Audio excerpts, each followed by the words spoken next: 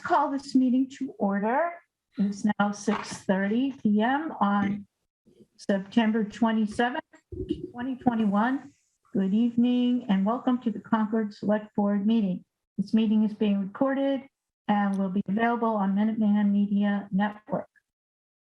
Our first item is the consent agenda. Do you want to call roll? Yes, thank you, Mr. Clerk. Yes, please call the roll.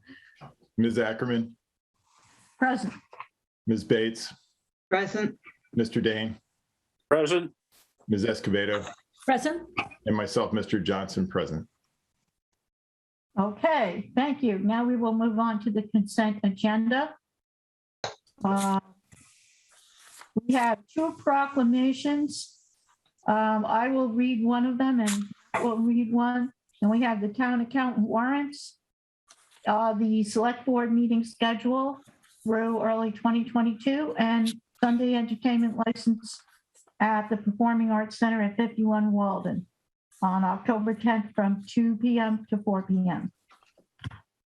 So the first proclamation is Concord Carlisle Community Chess Month, October 2021. Whereas the Concord Carlisle Community Chest was founded in 1947 to provide support for community human service organizations and programs funded by the Concord Carlisle Community Chest serve the needs of our neighbors from our youngest to our oldest.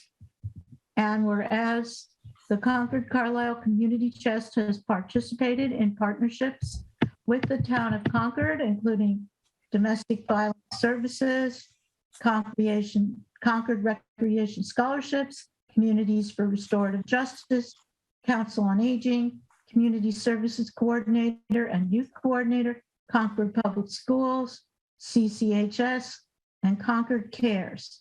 And whereas the Concord Carlisle Community Chest carefully evaluates each funding request to ensure that donations are spent efficiently and effectively.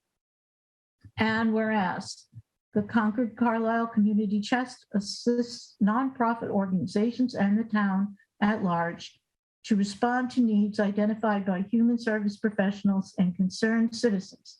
And whereas the Concord Carlisle Community Chest depends upon the generous contributions by thousands of individuals and businesses. And whereas the Concord Carlisle Community Chest annual fund begins October 1st, 2021. Now, therefore, we, the Select Board of the Town of Concord, Massachusetts, do hereby proclaim the month of October 2021 as Concord Carlisle Community Chest Month in the town of Concord to recognize the vital role of the community chest in the life of our town and to wish members of the community chest success in their annual fund. Okay. Okay, and then I'll read the next proclamation. Honoring Concord firefighters John Bendall, John Gower, William Noki, and Paul Domenicella upon their retirement after decades of public service to the town of Concord. Whereas John Bendall, John Gower, William Noki, and Paul Domenicella served decades-long distinguished careers with the Concord Fire Department, whereas John Bendall, John Grower, William Noki, and Paul Domenicella have promoted a commitment to public service and professionalism within the fire service. And whereas John Bendall, John Gower, William Noki, and Paul Domenicella worked tirelessly to anticipate and respond to the needs of the community, establishing Concord as a leader in the field of fire and emergency services, partnering successfully with numerous area civic and cultural groups to enhance public safety. And whereas due to their service, the Concord Fire Department has grown and flourished, establishing itself as a model of efficiency which other towns work to emulate. Now, therefore, let it be proclaimed that the members of the Select Board of the Town of Concord, on behalf of the citizens of Concord, do hereby recognize John Bendall, John Gower, William Noki, and Paul Domenicella for their many contributions to the town during their successful careers with the Concord Fire Department. We extend our personal best wishes in their well-deserved retirement and for their continued success in life's pursuit. this day, 27th of September, 2021. Okay, thank you. So do we have a motion for the consent calendar? Sure, move to, Yeah, sorry? go ahead.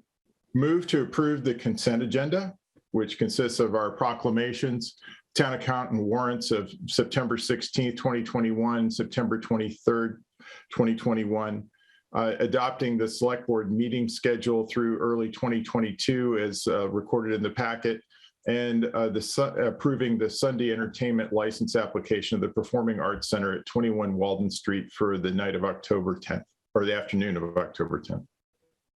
Yes, 51 Walden Street, yes. Yeah. Is there a second?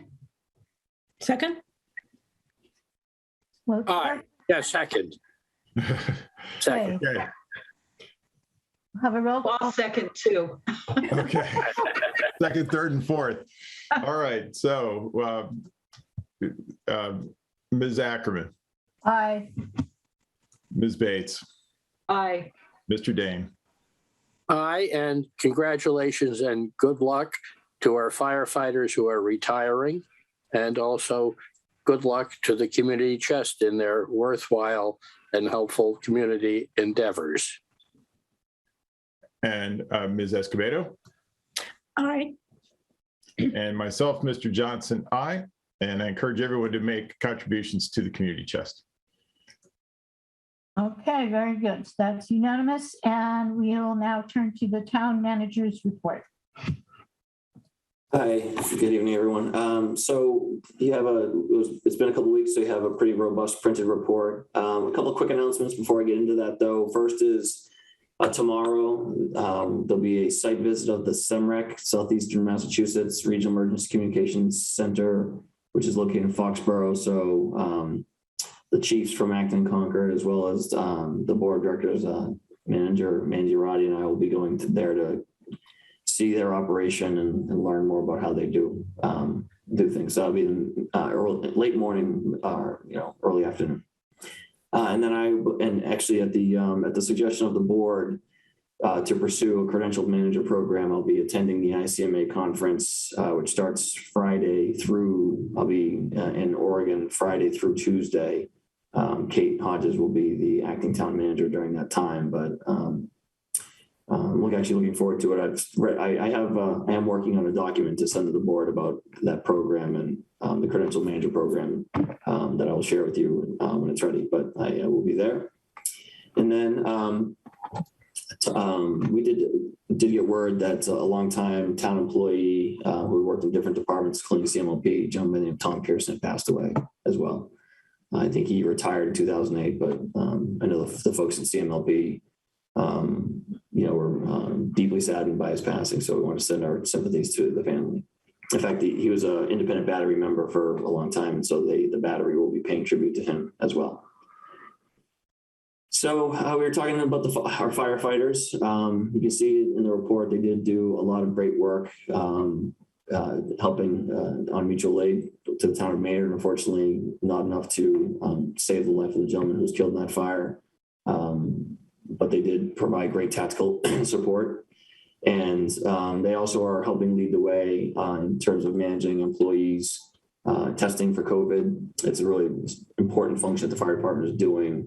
So people on Mondays and Thursdays, either when they get back from a trip or when they're getting ready to go or have a potential exposure, employees can get testing at the fire department. And it helps for the continuity of operations for sure.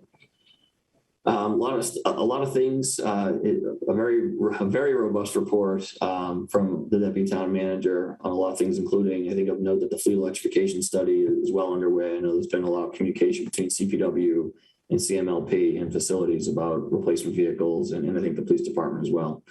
But there's also a memo that I included, an update on the status of construction at Giroux. If you haven't been by there, it's really starting to get transformed. I think the foundations are being poured this week. So that'll be a really significant moment for that project. Kate is here. I don't know if she wanted to offer anything or if you wanted to, if we thought it was worth sharing the screen to show the images or. Okay. So we'll move on for now. The Sawmill Culvert, which is the Monument Street culvert repair, is going well. They have dewatered most of if you were driving out of town on the left side, there was a lot of water that had built up, which was the cause of some of the problems. They've, I think, dewatered that significantly. So that repair is, I think, near completion. They'll be demobilizing, I think, this week. And once again, our public health director, Susan Rask, and our public health nurse, Trish McGann, continue to do yeoman's work, helping manage COVID cases in town. And Susan and Trish have been supportive of the Board of Health as they have considered mask advisories versus mandates. And I think that the decisions they're making are well informed based on local data. So we support the Board of Health in their decision making. And the police department did receive a grant award for traffic enforcement and really geared towards measures that will help reduce speed and reduce accidents. I think some radar signs and the flashing radar speed signs, which are very effective, are one of the things that they've targeted for use of that grant. And then I don't know if it made it in the final packet. There was a pretty long report from the Massachusetts Climate Action Network, and I put it in. Really, it doesn't take very long to click through, but the reason why I included it is it shows that the Concord Municipal Light Plant is a leader in the Commonwealth amongst municipal utilities in terms of sustainability and energy transition, energy efficiency, transparency, community engagement, and policy context. So it was really affirming to see the Massachusetts Climate Action Network, do this evaluation of CMLP and rank them either at the top or near the top in virtually every category. So, we know that's a big priority for Concord residents, and so it's really a great source of pride. So I'm happy to send the report if you didn't get it to the packet. Thank you, Stephen, and congratulations to CMLP. And are there questions from the board? Yeah. Early on in the COVID crisis, we were getting updates every meeting about the status in Concord. And I'm assuming no news is good news, but we don't really perhaps need, updates all the time, but it would be good to get a periodic check-in on, okay, how are we doing? Case load and other statistics really about progress in Concord versus the region.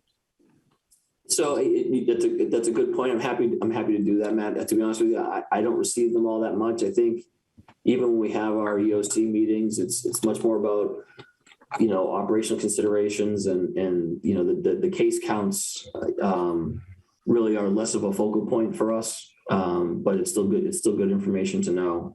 I think comparatively speaking, we are doing very well, all things considered. But I can certainly ask for written updates to include in the report going forward. I think the main reason that it's on my mind is that just in day-to-day life here in Concord, I think that we see people taking different kinds of precautions and having a lot of discussions about really what is prudent, what's necessary, and under the circumstances, and just data is a good thing to help inform those decisions.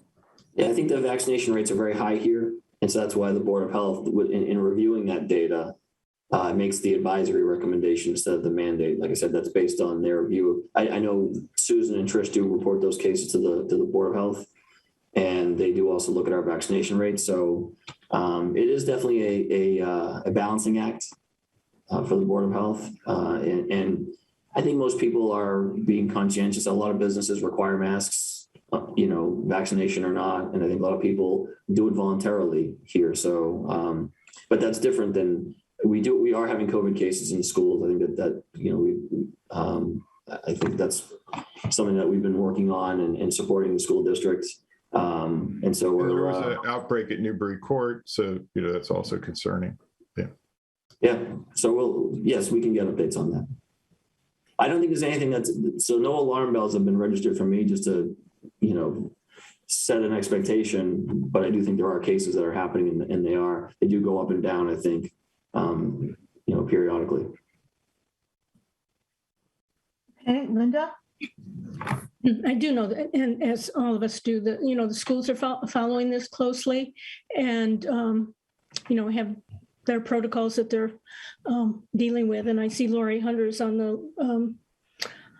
the Zoom here, and maybe she could speak to that since it's on our minds. Indeed, we're following it all very closely.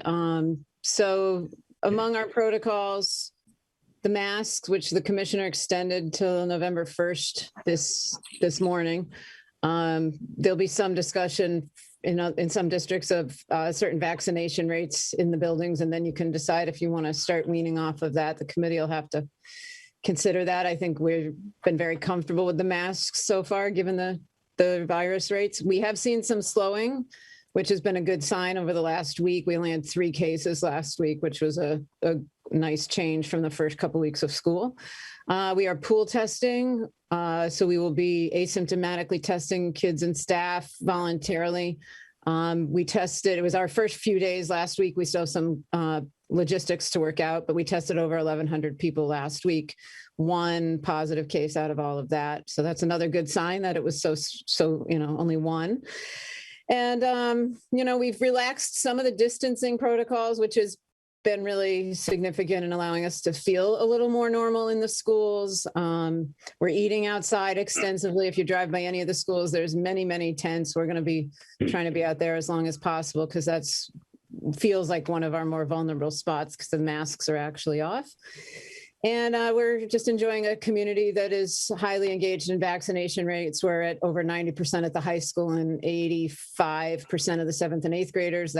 Those are the kids that are eligible.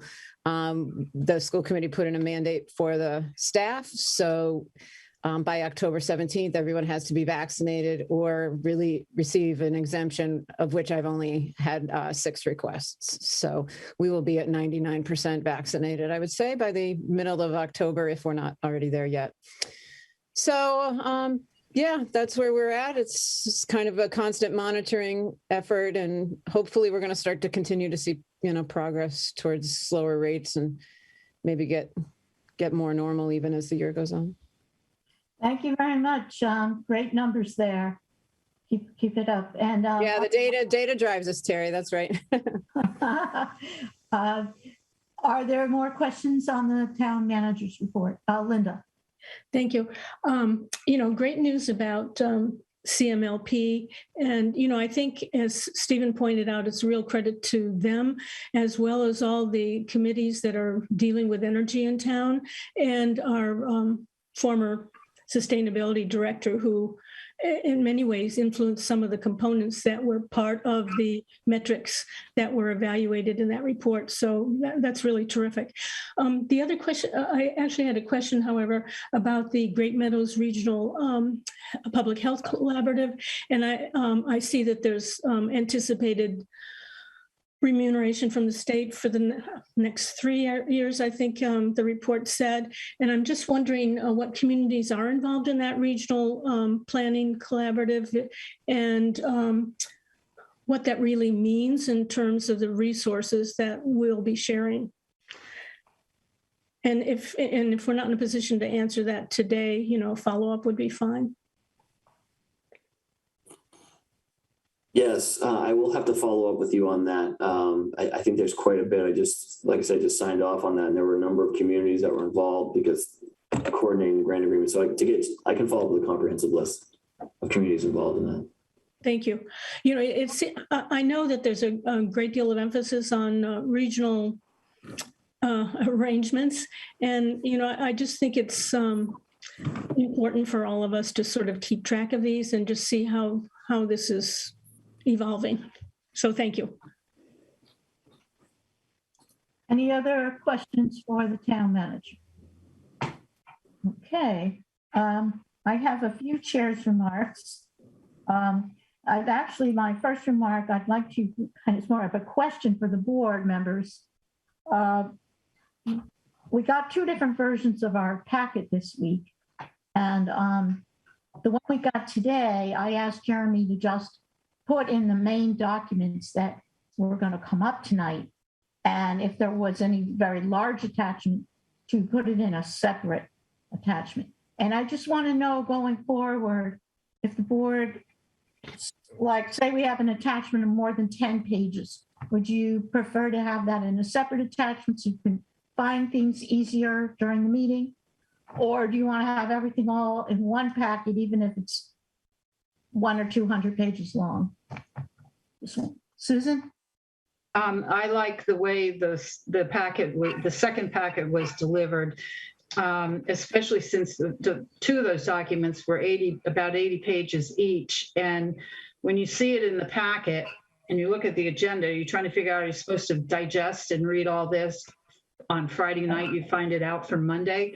So I think if it's segregated and the materials in the packet relate specifically to the agenda items, and then perhaps during the meeting, the chair, you, Terry, could comment on the other addendums and let us know whether they'll be coming up, if they're just FYIs or if there'll be deliberation in a future meeting.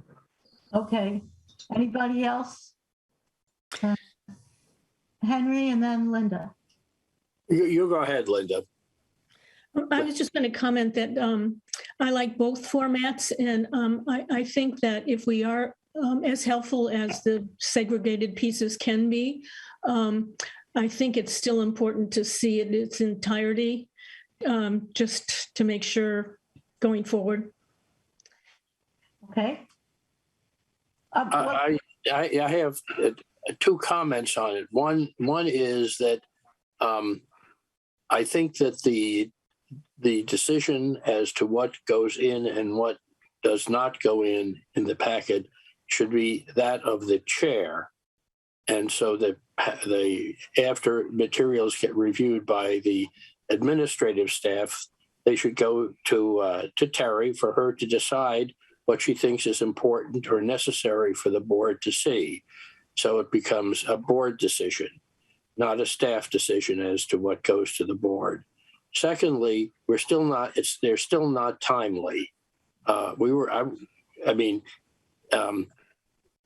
The package, and perhaps because you attempt to include so much, still is not going out until late on Friday afternoon. And there were still bits and pieces flying in on Sunday afternoon. And I think we ought to think a little further ahead, and it's not that there's things that go in on Friday because there's any urgency about most of them. They're not emergencies, and they're not things that just came up. They're things that people thought that maybe we should talk about. But they could, if that's the case, they could go in a week earlier and not come in at 5 or 6 o'clock on Friday afternoon. Okay. Yes, I agree with that. It's always a struggle. We always have 90% of everything in, and we're waiting for one thing. The point is that a lot of those things that you're waiting for to have the package go out late on Friday are things that could have just as easily been taken up the following week. Well, I know. can I make a comment about that, Terry? Sure. There's two things. One, the MCAN report, which I agree with Long, was a part of the town manager's report. It wasn't tied to an agenda item. It was just information that I thought I would share with the board. And I do get to decide what goes into the town manager's report. The other thing is, to Susan's comment, information that goes in the package that is not the town manager's report and is not correspondence should be directly related to agenda items. And so the things that are in there are tied to things that are on the agenda. So I'm hearing a bit of a mixed message. And there are pieces of information that come in after the packet has gone out and the agenda has been posted. We talked a lot about that. I think we've tried to compress that as much at timeline as much as we can, but sometimes things do come in later. People are working really hard to try and get things in on time, but information emerges, even though we're all working over the weekends. And so things evolve over the weekend, and sometimes that stuff needs to go in the packet. So, I understand that it comes in Friday evening, but that's because we are, like I said, there's a lot of partners that contribute to the packet, and we're trying to corral a lot of different information. But our intent is to get it by Friday evening, so the board has the whole weekend to look at it. Okay, so I think going forward, what I'll do is we'll have the regular packet with, so that people can find things easily. And if there are some long attachments, I will also, of course, share them with the board, but they'll just be in a different attachment. Matt? And Yeah, I just wanted to say, I don't think it's so much about the length, it's about the relevance to our decisions. So just taking, for example, let's say the draft rec agreement, right? Even though that's more than a 10-page document, I True. appreciate that that would be fully in the packet because I got to look at the whole thing. I can't just say, yep, they're great that the CMLP was rated so highly, but I don't need to hear all of the evaluation criteria related to each thing, you know? So to have maybe a summary of a chart that shows, hey, here's Concord's ratings, put that in the packet, then give me a link to the document, that's wonderful. right, so for example, this packet for 99 Sudbury Road, we had some good cover letters and one summary document. Then we had a long appendix with blank. Which had some cool photos, by the way. Yes, lots of cool stuff. And I definitely want to share it with the board, but that type of thing might be a separate attachment in the future. So let's move on. I have a few other remarks just briefly. We had a great focus meeting on funding the middle school last week, and we have two other focus meetings coming up. October 18th, we're going to be talking about committees, and we'll be talking about that a little bit more tonight.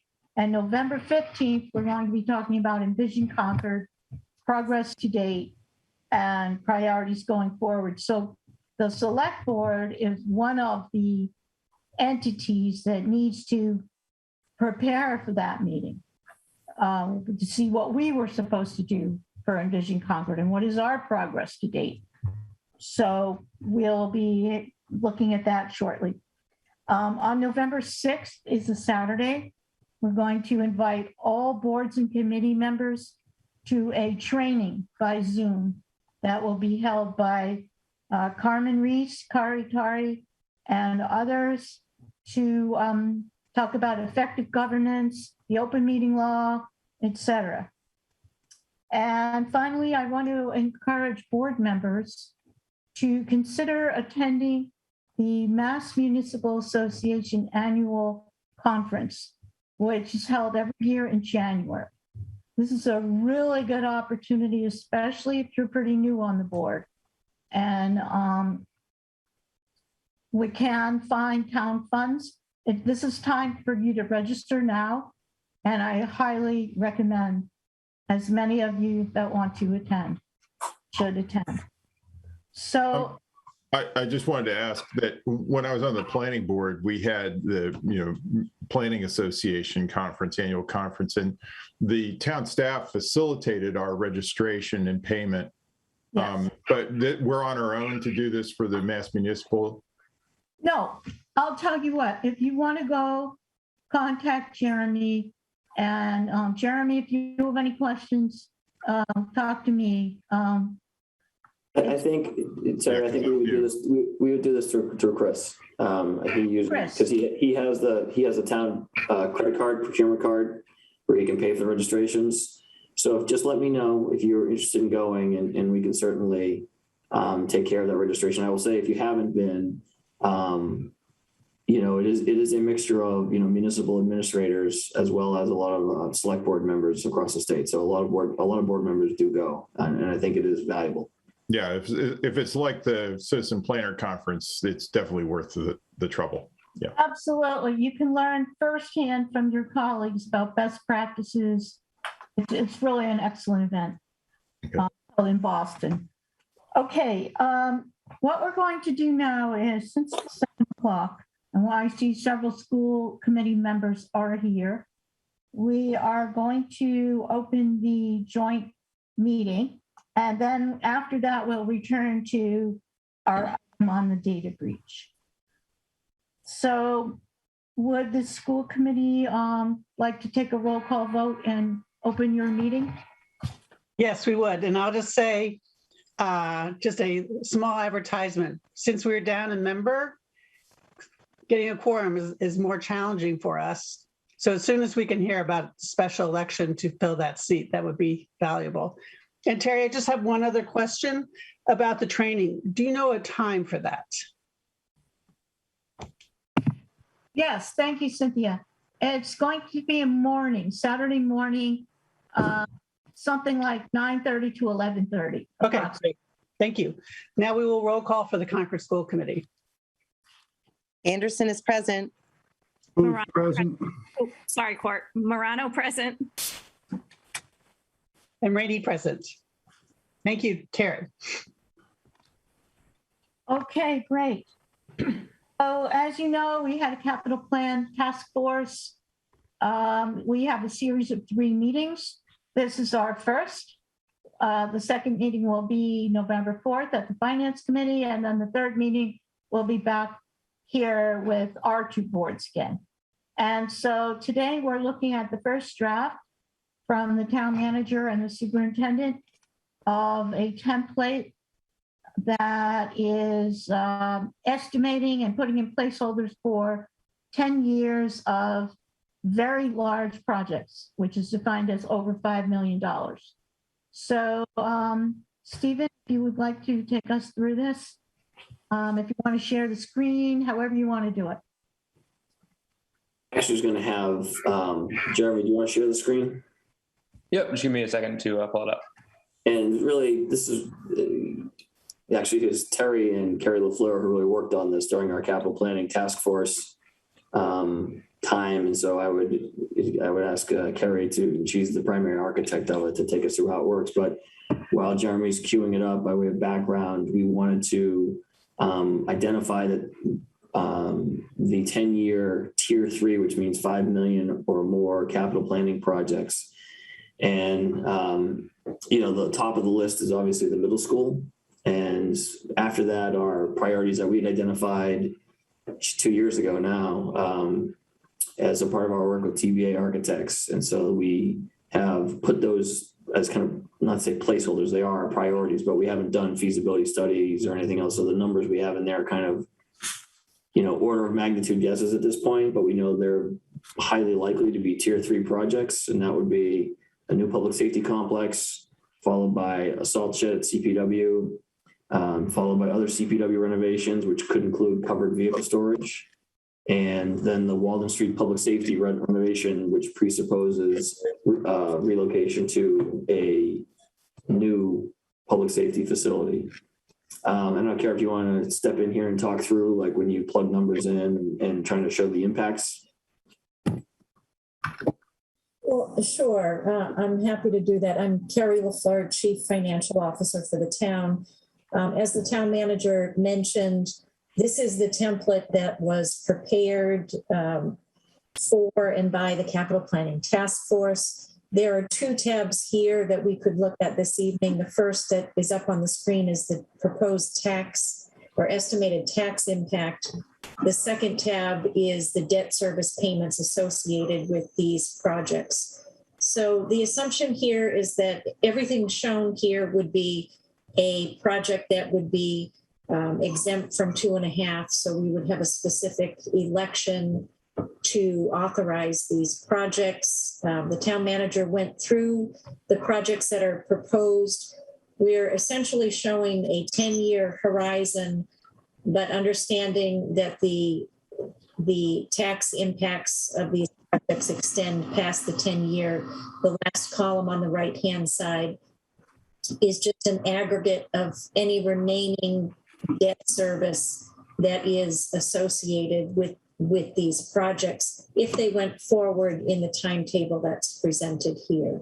So again, on the first page, this is the estimated tax impact to the median assessed value home based on the estimated costs and the way that these projects are proposed to be financed. So one of the things that the capital planning task force process really begins with the town manager and the superintendent having a conversation about priorities. And so we have had that conversation, and the superintendent has relayed that the school's 10-year lookout really only includes the middle school at this point for tier 3 projects. So that's why the priority projects you see here are the middle school and then 4 town projects. That's not a reflection of not wanting to include schools. That is a result of the conversation between the superintendent and I, which is, as the capital planning task force knows, or former task force members know, is really kind of the kickoff of this process. And I have a question. What is the difference between the public safety complex and the Walden Street public safety renovation? $15 million. No, to build a new combined police, the first one is a new public safety complex, combined police and fire at a new location, which is to be determined. The location is to be determined. But that, is it a $20 million project? Is it 25? It's hard to say without a good feasibility study, but it's probably 20 million anyway.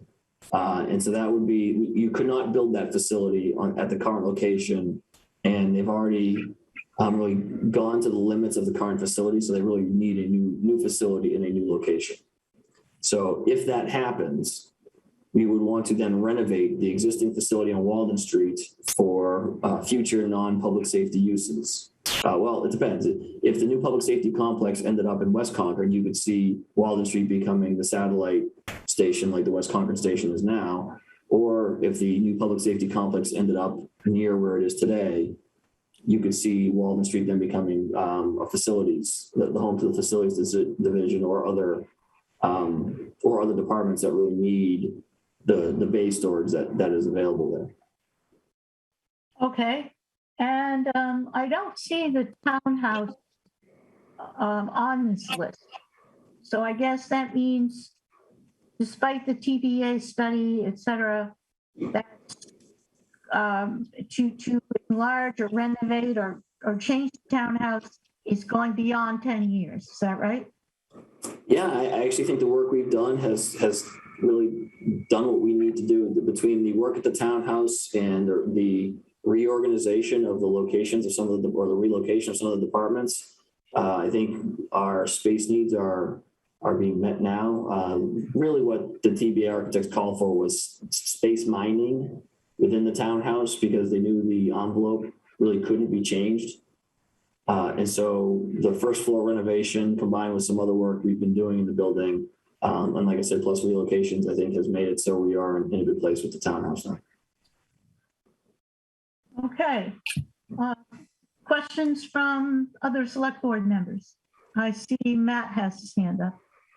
Yeah, first of all, am I correct that you're showing additional stabilization fund payments over the next few years before the bonding begins in earnest, or is that bonding to happen, the collection against the bond to happen in advance?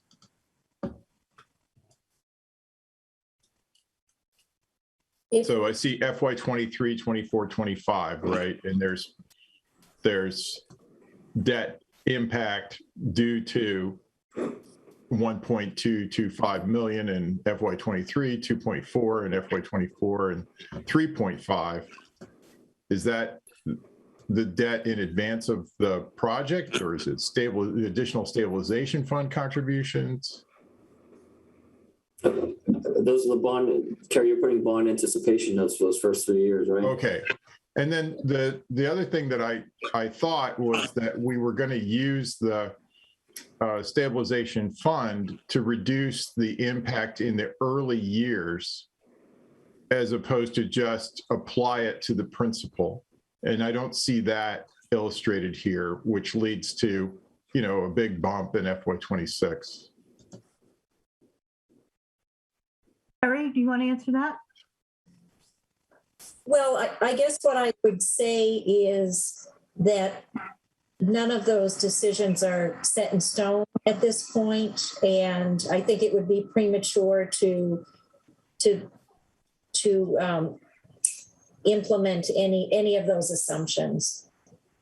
But I mean, isn't the whole point of doing this capital plan to get sort of a rough cut of what how we're going to manage the tax impacts over time? I guess those strategies, there's something we discussed in the middle school building committee brainstorming. It just, I don't know, it just seems like if we're modeling the stabilization fund, we should probably also model the use of the stabilization fund. I don't know.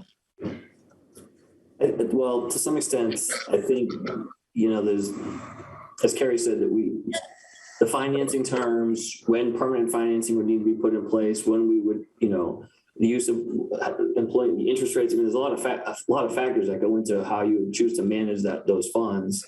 And we may continue to contribute to stabilization funds over the next couple of years until financing for the middle school is until expenditures really start to come through. So, I guess I would agree with you, Matt, that the goal of the capital planning process, the tier 3 capital planning process, is to try and make these kinds of projections. With the best assumptions that we have now, yes, things can change. That's planning. But I think it's the stabilization fund. I think it's just, I don't know the mechanism for deciding how that gets deployed. But I don't know if it was in the warrant article or not, but I think that's something we have to look at when we're, financing these things as a package. And I think we have to look at the context of what the overall package is for the financing. Yeah, I thought the name said it all, stabilization. Well, Matt, I'm sure we're going to use it. I think the question is, we don't know what year. Will we do it when we do the bond anticipation notes or wait for the big bond? What about all the other offsets we talked about? So none of those things have been decided yet. But I guess we're looking at a year by year debt load, and we're looking at year by year, demands on our taxpayers, and we have resources, and you would think we'd also deploy those to offset to the extent, right. I don't know. I'm a little bit concerned. What is the point of this capital exercise if we're not going to make a model? I think the point is that these are policy decisions as to what the priorities are in terms of the things that affect if you will, the quality of life in town, which means the sequence in which projects get built and are concerned for the tax impact on the homeowner, the way we structure it. And I think we should decide that we have a priority, which is to keep a steady and affordable tax rate as one of the primary goals in the capital plan. Right. And this is just the first of 3 forms. We may end up adding those to the model. I'm not sure if we will or not. That's something, this is the first year we're trying this. Maybe those will be added in a new tab, or maybe they'll be discussed at the Finance Committee meeting. I think those are all really good points. Are there other questions or comments from the select board? Can't really see everybody. What about the school committee? Dr. Hunter or anyone on the school committee, do you have some questions or comments? I think go ahead. Go ahead, Cynthia. I couldn't see you. Go ahead. No, I since I was on the capital planning task force, I thought we'd have a little more fun sequencing things. It seems like I thought that there were some large infrastructure kinds of projects, water, sewer things coming down the pike. Is that not true? Am I misremembering that? There are, but I think the work of the task force was focused on, general fund debt exclusion funded projects, whereas water, sewer are enterprise funded. But so they would be paid for by the ratepayers instead of by debt exclusion. I thought there were some so large that they wouldn't fit into the necessity. They don't have the ability to fund those out of the enterprise. I just thought there was a couple of those. Yeah, I mean, there are a couple of big ones. There's a water treatment plant that has long been planned. I know there are sewer plant upgrades, but those are, like I said, we don't really talk about those in the task force because those would not be subject to debt exclusion. Okay. But I think one of the things that we are working on as a part of our regular capital planning is to show all of those projects, even if they are enterprise funded, and kind of show the whole picture, if you will. I know that's something that Carrie feels strongly about, and I agree that we should be showing, even if they're not general fund, we should be showing them all. But for the purposes of this document and tax impacts and debt service, via debt exclusion, they weren't a fit here. But as a part of the capital planning process, I want to put those in. And, I think we should try to give people a little background on this big picture that if people are new, the town has made considerable investment in 3 elementary schools and a high school. So it's not as if the school doesn't have any needs. Most of those needs have been addressed outside of the middle school. So I want to thank all of our taxpayers for helping us fund that work over the years. So those are pretty much my comments. I do think, though, in the near future, we need to have a one-stop shop to sort of show the various options in funding the middle school, and then try to show that along with existing projects and potential future.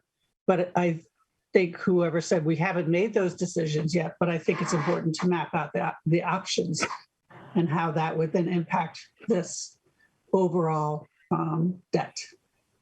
That's a really good idea, Cynthia. Do you have a picture in mind of when you say one-stop shop, what it would look like? Well, I think, Carrie has, is in the process. She's pretty much there. And I just think we, working with the finance committee and the building committee and the town, it's going to be in flux. And I know things are going to come up, which change it a little bit, but I think we have a general idea as to how this is going to pan out. Okay. Great. Are there other comments from the school committee? I cannot see everyone. I don't see anyone. Are there comments from the public? Jeremy, if you see someone that I don't, let me know, especially with the screen share. Yep, I do not see anybody, but if you're a member of the public or school committee, just go ahead and speak up with your comment if you have one.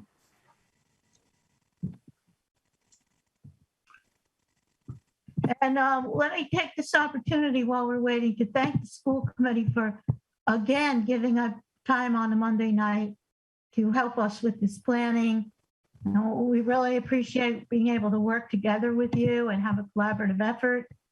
I think that's extremely important going forward as a community, that we work together to have the best middle school at the most affordable price, and the same for all of these other projects on the list. So Terry, just one other question, because obviously people are very familiar with the middle school project. It might be helpful if there could be a summary of what the town needs, the current situation with fire and safety, and how old is the fire, just a little more background on our current situation with fire and safety, because everybody might not know exactly what facilities we currently have.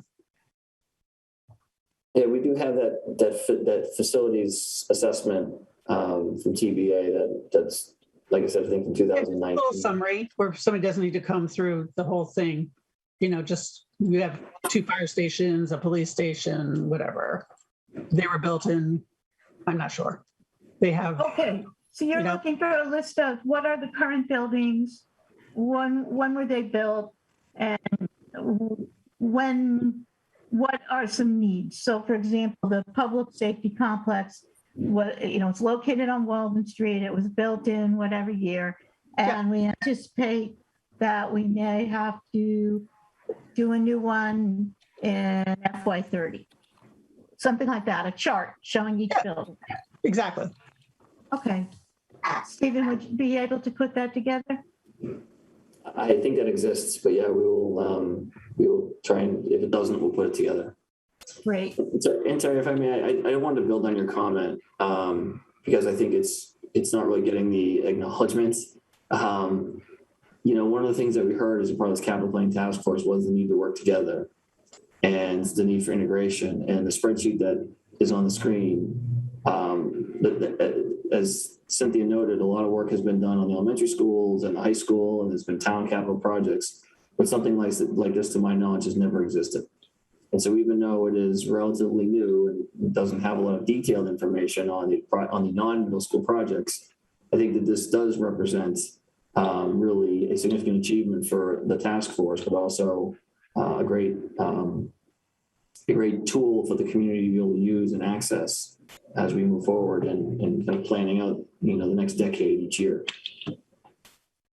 Right, and I really encourage the public to send in your comments, attend the other two forums. Again, it's November 4th at the Finance Committee and December 6th, again, with the Select Board and School Committee.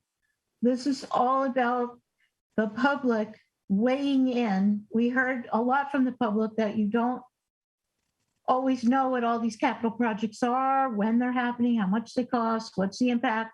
This is the chance for the public to come to these forums, give us your ideas, your questions, and weigh in, please. Thank you.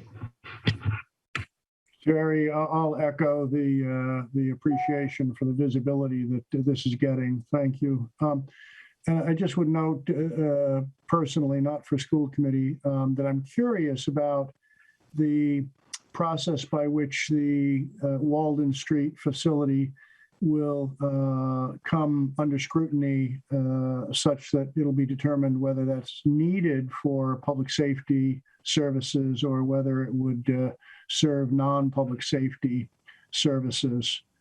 I'm not sure anybody can address that now, but if I'm correct, that's still very much in play. And I suppose that means that the replacement facility would be largely the driver here as to whether Walden Street would come back on as you said, possibly a satellite or adjunct facility or not.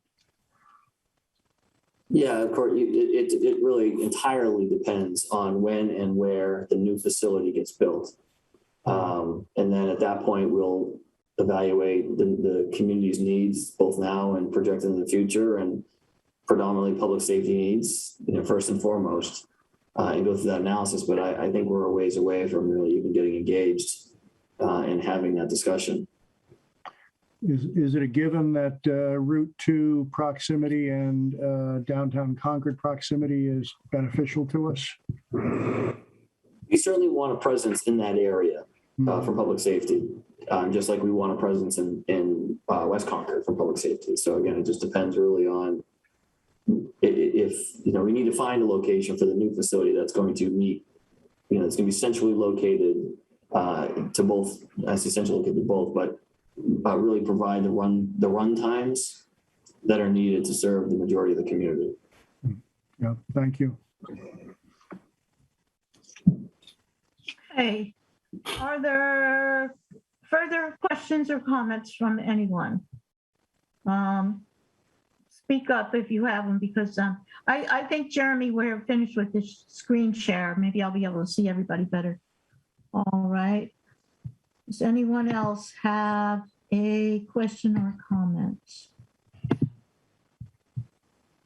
Okay, well, thank you to everyone who worked on this, and our next forum will be November 4th. And at that time, we might be considering more details such along the line as what Matt was suggesting, that maybe we start to put in some of the offsets as placeholders and see what we come up with. Thank you. Terry, leading question here. Would it be in our best interests, your best interests, Townhouse, to have a narrative form of this get issued to local media? Narrative form. Sure. Are you saying maybe text around each project describing what the project is? I think this is really excellent for its clarity and its simplicity, but I'm not sure it's going to reach a larger audience without a little nudge from the people in this room right now. Right. You're right. The template is only one part of the plan. The plan should have text. When we're finished with it in December, it should say, these are the projects we're working on. This is, a little synopsis of the middle school, synopsis of each project. That's what I was sort of looking for before. I mean, yeah. So middle school as well, and because it would just prevent people from having to dig around. A paragraph, literally. Right. Yeah. Right. The whole point is this material did exist before, but people had to dig around. What we want to do now is put it all in one place. You click one place on the website, there it is.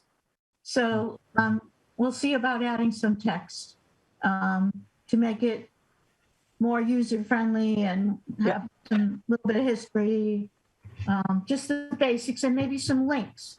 If you're really interested in the middle school, after you read our one-page summary, click here, and you can see the whole website on the middle school, that kind of thing. Yep. Good. Great. Good suggestions. Thank you so much. All right. The school committee, if you want to adjourn your meeting. Yes. I'll look for a motion to adjourn the Concord School Committee. So moved. Second. Roll call. Anderson, aye. Booth, aye. Morano, I. And Rainey, aye. Thank you, Select Board. Have a good night. Thank you. So much. Okay, we will move on to the data breach notices. Stephen. So as you're probably aware now, about 55,000 notices went out. They were mailed out the week before last, went out over the weekend, and people started receiving them all over the country, but mostly in Massachusetts, regarding the loss of hard drives that we had talked about almost 2 years ago. It occurred almost 2 years, just short, a month short of 2 years ago. So what has happened since that time has been determining which computers the hard drives that went missing came out of, and doing some data mining of the replacement computer to determine what information was on them. And that was a time-consuming process, I think over a year in doing that work. And so we had sent out notices to some people that we knew for sure, retirees, employees, some others. But the last kind of largest wave of notifications just went out in accordance with our reporting requirements that are in some cases determined by the state that the letter is going to. Certain states say they want certain kinds of information in the notification letters. Other states say they don't want certain kinds of information in notification letters. And so we obviously there was a big response to that. I think we the notices basically got to people before we thought they would, and didn't have a chance to really kind of put out news and notices. But the vast majority of callers really weren't calling from Concord, and I don't know how we would be able to notify them in advance that they were getting a letter. We didn't really, there was a master list, but it was really being managed by our data mining consultants. So for those who were caught off guard, we certainly apologize. We were also caught off guard at the speed at which they arrived, but like I said, the vast majority of people who received notices were not residents of Concord.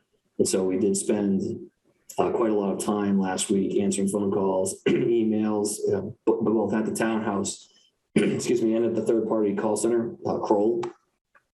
And I mean, thousands of calls. And so a fair bit of the work of TMO and other town departments was disrupted for the first few days by people really just wanting to know if the letter was legitimate, which I didn't really, I guess I'll speak for myself. I guess I thought that people were going to call the 855 number to follow up on that, but in thinking about it, clearly, if you get something like that and you don't recognize it, you want to do a little bit of investigation, and people did and called us. And the vast majority of people we talked to were, once we explained the situation to them, they were satisfied with the answers, and about 10% so far have enrolled in the credit monitoring.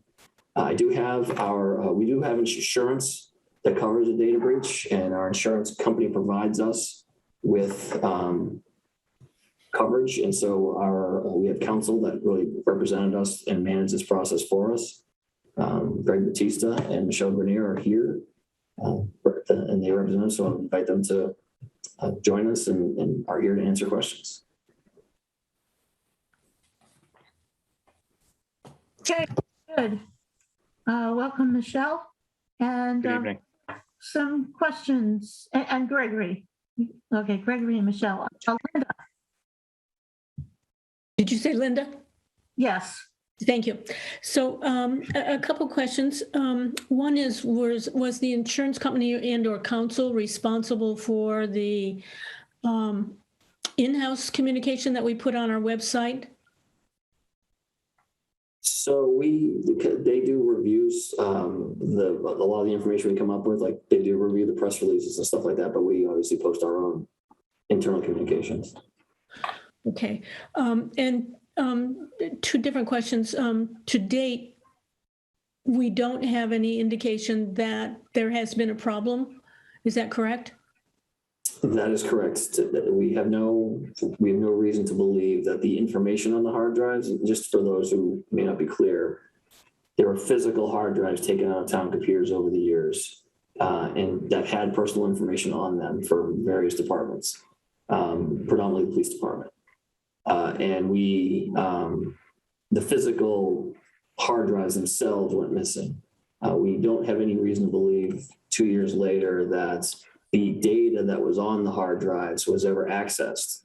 And I think with the number of people that were on that list, employees and things like that, I would think we would have found something out by now in terms of a pattern of identity theft or something like that, but we've not seen any.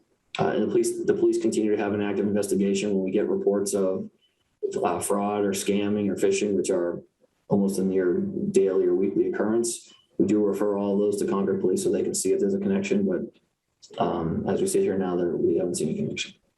And have our consultants given us some indication of the most likely time period in which we might see some activity? I will defer to them on that question. Yeah, this is Greg from Mullen Coughlin. Nice to meet everybody. As far as time frame for suspicious or malicious activity, with the passage of time, I feel like the likelihood decreases. It's not out of the realm of possibility that something could happen down the road, but given the nature of the issue here, which is just a physical loss of hard drives that were set for secure disposal, I don't think that it's likely to that we're going to see a lot of fraudulent activity or suspicious activity. I think the 2-year time span in terms of the time it's taken for the forensic investigation seems extraordinary. And I'm wondering if that, what was the reason for that? Yeah, that's a great question. I mean, it was an extraordinary time period because this was an extraordinary situation. This wasn't a situation where an unauthorized party entered into a specific number of systems that we could investigate and identify. This was hard drives that we had to be recreated utilizing the data that was transferred over from the old hard drives into the new system. That data was not structured in any way. So it wasn't in tables or spreadsheets. A lot of it was contained in emails and attachments. So not only did that require a programmatic search across that data, it also required man hours to actually go through every document and identify names and addresses and the information that could be at risk. Not to say that it is absolutely at risk. This was the best effort to identify and take the necessary steps out of an abundance of caution to inform people. it's unfortunate that it doesn't happen overnight, but with over 100 hard drives and the amount of time that goes into not only pulling the data out, but then validating that it's accurate, making sure that notifying individuals does not create any issues from a safety standpoint. There was a lot of work that went in to be careful about how this notice was presented. And doesn't it seem, though, kind of absolutely useless to send a letter out 2 years after the fact when whatever harm that might have been done is most likely to have occurred soon after the data breach? And all of the letters that I saw, I've seen 4 copies. One was sent to me personally, one was sent to a client of ours. I've gotten 2 others that other people received. Those letters don't even mention the data breach. They don't even explain why the letter was being sent. They don't say that there was a data breach 2 years ago and your data might have been affected. The letter, in fact, says right at the beginning, what I'm looking at that was sent to me, says that unfortunately, due to requirements imposed by Massachusetts law, we are unable to provide further details in this letter.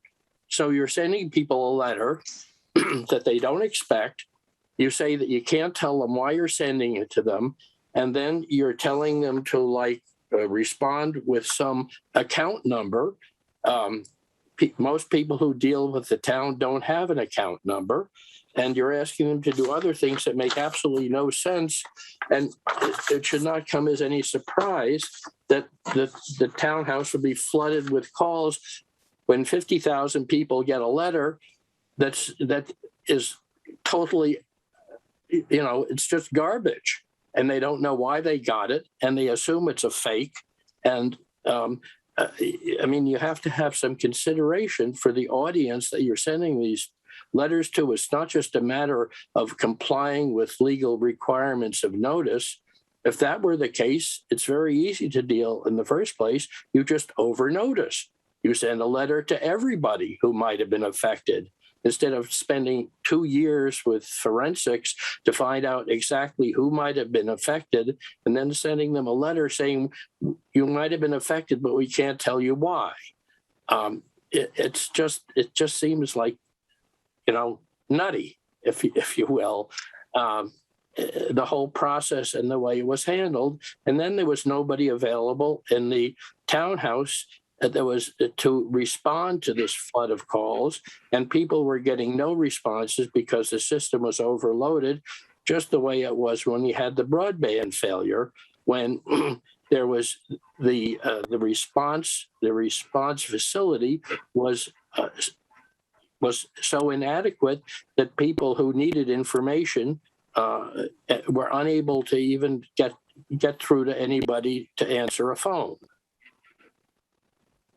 Okay, there are several points. Who would like to respond? Stephen, do you want to start? Yeah, I guess I would defer to Greg and Michelle in terms of the notice requirements, and we spent a lot of time going through that, but there are legal requirements that are required, and there were reasons why we wanted to be very precise about who got notices, about the possible, about us having personal information about them. But I don't know, Greg or Michelle, if you want to talk about the details and the differences amongst the states. Yeah. So the notice letters for Massachusetts residents, unfortunately, we could not include details based on the Massachusetts data breach notification statute. It doesn't allow for details about the incident to be disclosed in the letter. The call center. One man who got a letter, who is a resident of Concord, said that his letter said that data about his health might have been disclosed. Now, he could not figure out why the town of Concord would have any information about his health, but the letter did identify specific information on a specific subject that made absolutely no sense to him. So I don't know how many different versions of this letter were sent out, I know the town manager sent me two samples that in fact did have paragraphs saying what happened and why we're writing to you. But most people that I've had contact with had no clue what this was all about. Yeah, I understand your frustration, and we wish we could have said more in the letter because it would have been hopefully more easy for people to understand and digest. But I can't speak to the Concord resident letter. It's possible that information came from speaking with the call center because they are able to provide the details of the information that was it. They weren't.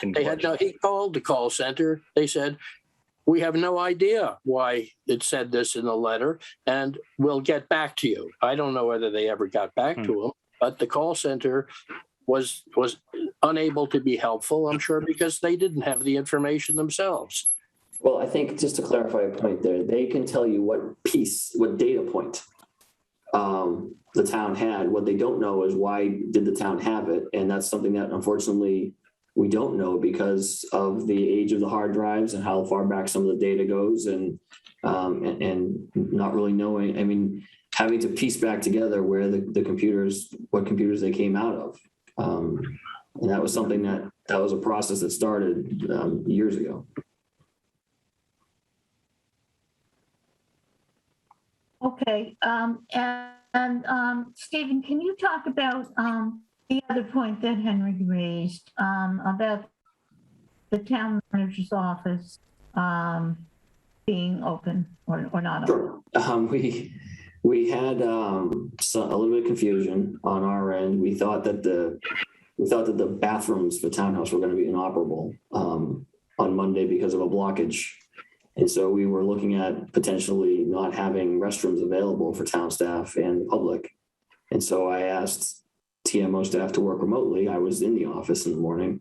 And then there was, like I said, a bit of confusion, and they did come in the afternoon and stayed very late to return phone calls that had come in during the day. But that was some confusion about restroom availability, not related to the data breach. But town staff and other offices spent, like I said, the better part of Monday, Tuesday, and Wednesday fielding calls, answering people's questions, talking with them, giving them the information. And like I said, I think 99% of people understood the situation and were satisfied with the answers they received when they called. And I think Kroll did initially, and Greg and Michelle, managed that relationship with Kroll. I think once it became clear that they did not have enough staff to handle the wave of calls, Kroll did beef up their efforts. But you guys, Greg and Michelle, can talk about that in greater detail than I can. But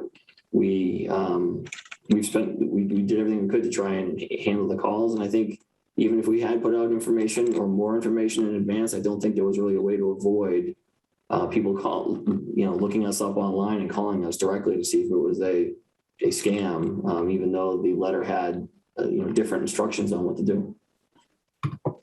Well, when people tried to get in touch with somebody and were unable to do so, I started to get phone calls. And I went over to the townhouse, and the town manager's office was closed and locked, and there was no sign on the door to indicate why nobody was there during normal office hours. And so there are times when, you cannot communicate, or you actually have to find somebody who is available in person because there is some urgency about getting something done. And so I want to emphasize how important it is to have, when these things come up, for people to be human beings, to be available in person, to at least tell you why they can't help you. Right. And also, I know we are trying new office hours.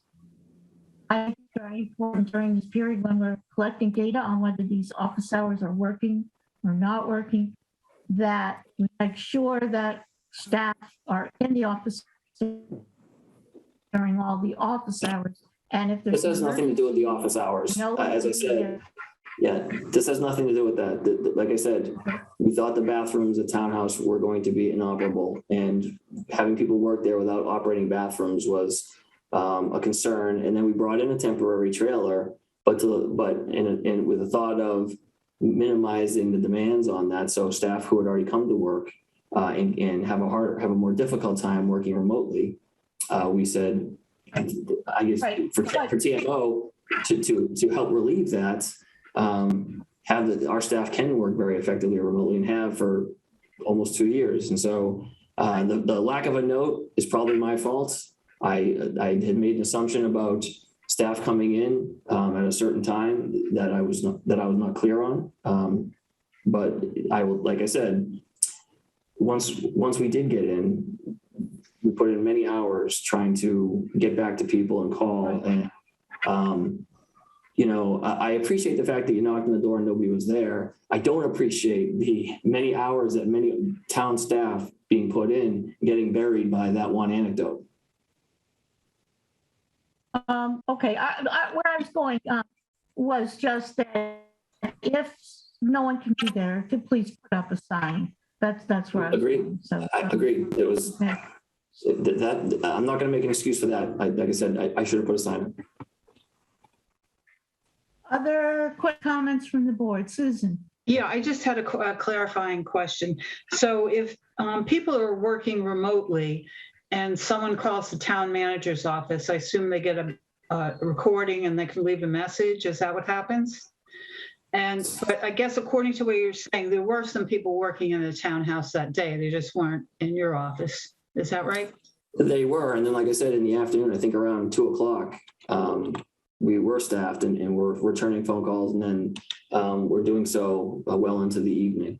And emails, I've returned many people. Obviously, emailed me directly because they, Googled my name because it was it was my signature. And so I've answered dozens and dozens of emails, and I think the call volume really died down at the end of the week. We've seen some more this week. It's steadier, but we are, like I said, most of the conversations are 2-3 minutes. I called back about 40 people one evening, and the calls all lasted about 3 minutes, and people were they were just glad to get some answers to the questions, and they were very happy to have been able to talk to somebody and appreciative. Okay. Matt and Linda, do you have other questions? Yeah. So I guess, I'm unfortunately familiar with data breach notifications just as a past victim of identity theft even, as well as having had TJ Maxx credit cards and other things. But I don't, even folks that were aware of the 2019 breach, when they received this notice, they weren't aware that this was not something new and that it might only if it pertained to them or a small number of people. And I do understand that this data breach notification law doesn't, says that you can't talk about the nature of the breach, but does that extend to just identifying the time frame that breach ever occurred, that it was in 2019, that, associated with a data breach in 2019? I mean, that would have been extremely helpful, I think. And that's one question for the attorneys. The other is, I assume the attorneys also are familiar with data breach notifications and have sent them in the past to groups of people. And I just would like them to, understand whether their experience of these has glitches to this degree or whether this is different.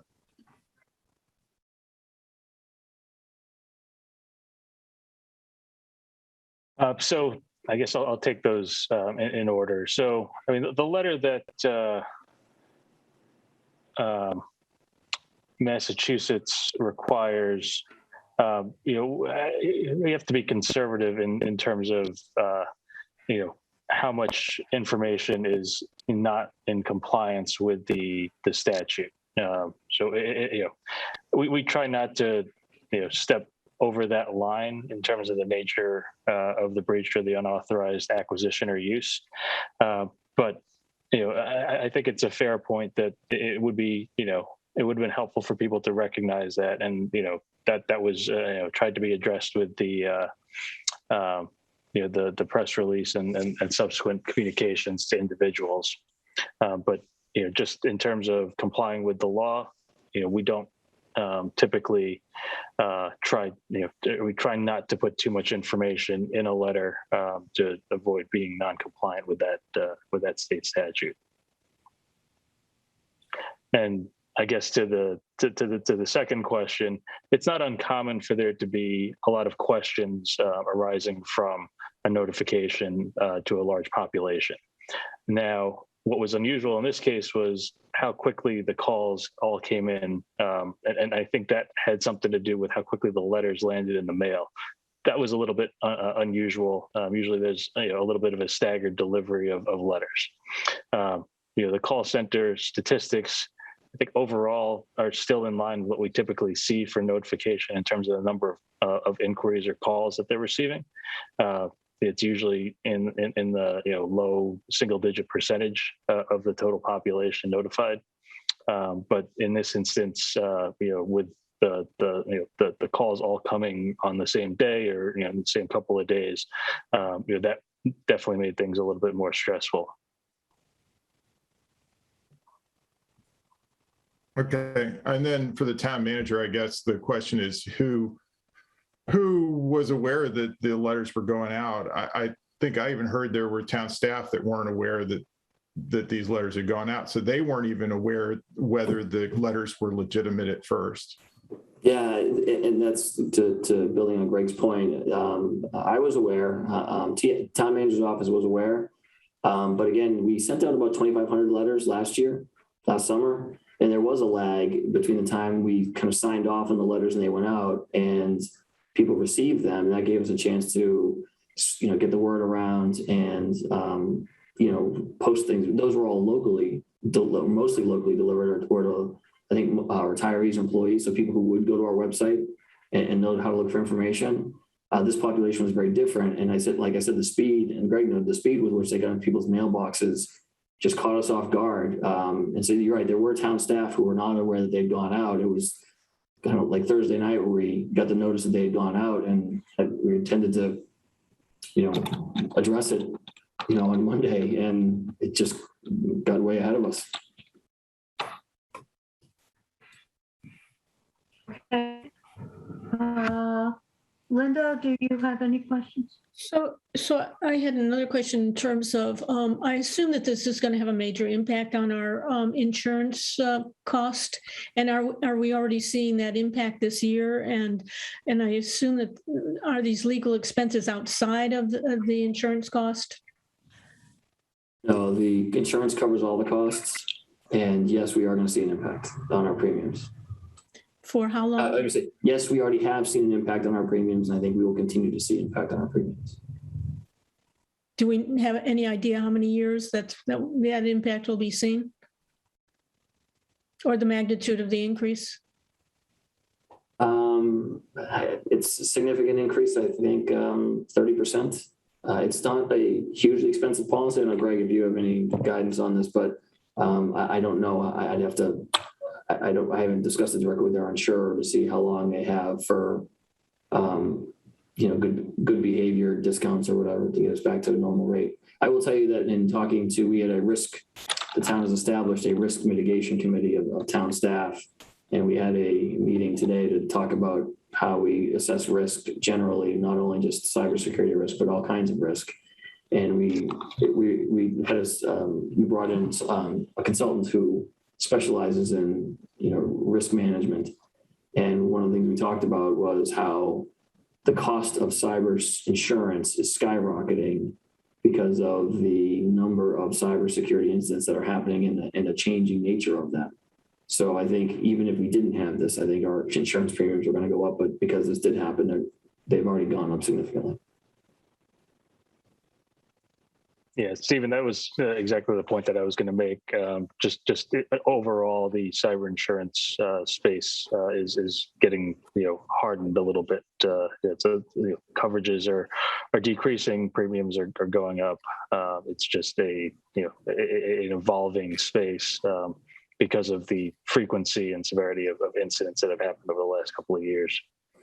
So it's I can't, as Stephen said, I can't speak specifically to how this incident impacts premiums, but I think just generally the trend is the cost of a policy is going to be increasing from the market overall. Isn't it kind of ironic that as far as we know, no one suffered any actual loss because of this data breach? The entire cost was dealing with notifying people and confusing them about what had happened, and we have no indication that anyone lost any money or that their credit card was compromised or their credit rating was affected by this. There was nothing except the cost of actually dealing with this situation, which obviously was extraordinarily expensive.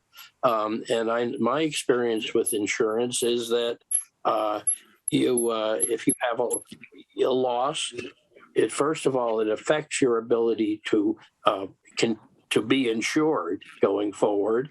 It may put you into specialized or non carriers who are not admitted in Massachusetts, and the premiums are extremely inflated for a period of usually 5 or 6 years after you suffer the loss. So I guess I don't know that that's ironic. I think don't forget this process started at the swap off drop off date in October 2019, where hard drives went missing that had personal information on them, and so immediately we determined that this was in fact a data breach because there was pieces of equipment that had personal information on them, and we didn't have it anymore. We didn't have it under our control. And so I think it is fortunate for the people who are impacted, for the people who receive notices, that they likely haven't been impacted by the loss of the hard drives. But we didn't know that in October of 2019, and that's when this process all began. But the notices are really I say the conclusion, but they're really the kind of one of the ending scenes, if you will, of this process. But when we made the decision to notify people, it was a couple of years ago, before we had any idea whether or not there was going to be any impact. Well, and they're legally required as well. Yeah, legally required as well. There really was no choice in this matter. Right, and that's a good segue because we need to move on. We're running late, but was that the last batch of notices? Are we basically finished with the notifications for the data breach now? Yes, Greg and Michelle, has special counsel finished their work? Yes, it's concluded. Great, that's very good news. Thank you. Okay, let's move on. Then we are running a little bit late, and our next item is Third Wheeler House Historic Preservation Restriction. Let me just note, as a matter of either a personal privilege, that not because I lived in that house for 5 years in 1967 to 1972, but because I and our law firm did most of the real estate work and deed work for the Wheeler family in connection with that property, that I need to excuse myself from the conversation on this subject. And so can I be turned off during this discussion and then be readmitted to the meeting after we're done with this? Yes, Henry, I had to do that once, and the lawyer of the day at the state ethics told me, you just put your video and audio on mute. Just turn, and then when we get to the next item, you can come back to the meeting. Thank you. Okay, so Who would like to address this item? We have Emily Wheeler is here. Heather Gill is here. Melissa Saulfield. Carissa. If I may. Thank you very much. I'm here on behalf of Historic New England Regional Preservation Organization, and thank you all for considering this tonight, and also for the time that you took to look at this very lengthy document in your packet. I appreciate it. We're seeking the Select Board's approval for a preservation restriction agreement that protects the Scotchford Wheeler House at 99 Sudbury Road. The house has been owned by members of the Wheeler family since 1696, and it's a really wonderful example of 17th and 18th century New England history and architecture. And in 2013, the owners worked with Historic New England to protect the property with preservation restrictions, and it's now one of 116 properties that we protect in this way. So Massachusetts general laws allows restrictions like this to be perpetually binding, but only if they are locally approved and approved by the Massachusetts Historical Commission. Otherwise, we would need to re-record the restrictions in 30 years and then every 20 years thereafter. So we're here tonight because we're anticipating the sale of the property out of the family for the first time, and we want to ensure that it is as protected as possible. The Concord Historical Commission did review the restrictions at their meeting earlier this month and supported its approval. And of course, Melissa is here. And Emily Wheeler is also here as daughter of the donors and also current trustee of the property. Emily, I don't know if you want to add anything.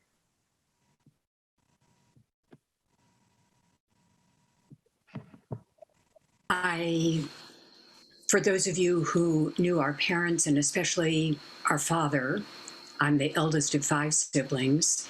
He was an amateur historian, an avid genealogist. Concord is his hometown. And this was something so important to him, entering this agreement with Historic New England, and the Select Board's favorable consideration this evening, as Carissa has said, will ensure, without keeping tabs on the calendar, has it been 20 years since we've recorded it, we better race along and do it. You would certainly save Historic New England a lot of trouble and our family, and we certainly hope that this agreement is one that greatly benefits the town too. So that is my fervent hope on behalf of our family. Thank you, Emily. I have a question that I didn't put on I think it was 2013, the historic preservation was approved, but not in perpetuity. We need to do that tonight. Could someone clarify? I'm a little confused on this. Sure. So in 2013, the agreement was signed, was fully executed by the donors and by Historic New England, and it was recorded. But at that point, it was not approved by Concord or by the Massachusetts Historical Commission. So we're taking that extra step now at this time. Was there a reason why it wasn't approved back in 2013? There is. It gets a little bit into the land legal weeds, land ownership legal weeds. But to try and summarize it briefly, in 2013 there was a mortgage on the property, and in order for this restriction to be perpetually binding, it has to be first in line. It has to be first in title, and so we had to wait until that mortgage was extinguished, which it has been now. Okay, thank you. Are there other questions from the Select Board? Susan? Yeah, I appreciate your the importance of this property and what you're trying to do. However, given the length of the document, I wish we could defer an actual decision until perhaps the next meeting, so we have time to read through it and perhaps develop more questions. One of the ones that came to mind in the pieces that I was able to read and digest was what happens when, so the person who purchases the Wheeler house will have the responsibility of maintaining the interior and the exterior according to the provisions of the document. What happens if they don't? Or if the property is somehow abandoned? Or are you fiscally prepared to maintain it? We do have that option. There are a number of options available to Historic New England in the event that someone violates the terms of the agreement. One of them is for us to actually go onto the property ourselves and perform the work. We also have the ability to go to court to enforce compliance that way. And then we have the ability to record notices of violation against the property and sort of like a lien on the title.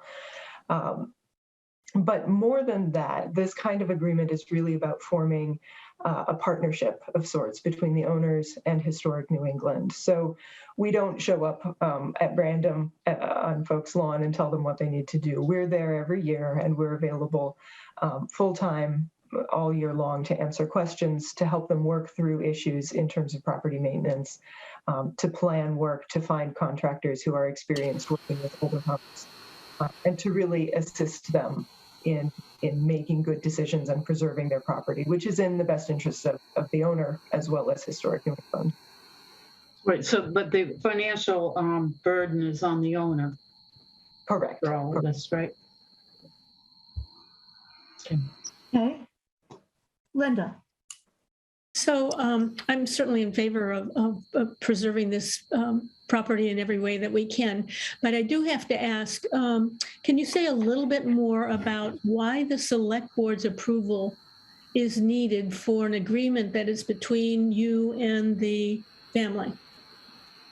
Sure. So that is mandated by Massachusetts general law, Chapter 184, Section 32. We're required to get this local approval.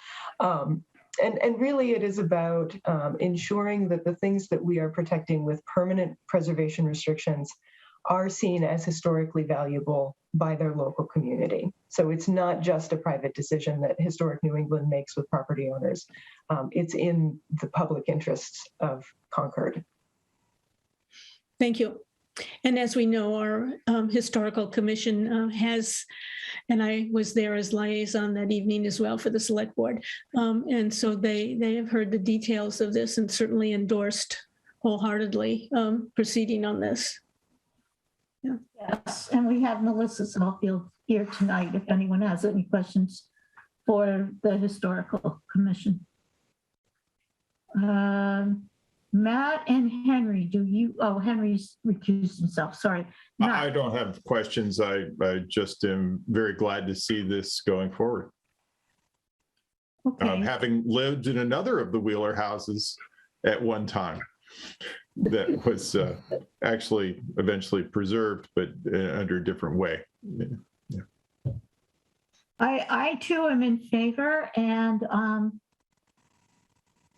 I'm ready to vote tonight, but if people want to give more time, we could continue this to next week or another meeting. Do you have more questions? Yeah, I just wondered if there's a particular urgency why we were presented with this 3 days ago for tonight's meeting and why it wasn't just scheduled for the next meeting. I didn't know if there's some deadline that needs to be adhered to. So we are moving at a fairly rapid clip at this point, anticipating the marketing of the property and knowing that the real estate market moves quite quickly these days. I don't want to rush any of you on the select board in making this decision. It is an important decision. But if you're comfortable tonight making the decision, that would be wonderful. I know the family is eager to get this on. Thank you. Okay, so what's the board's pleasure? Do you want to wait a week to take the vote? Are we ready to vote tonight?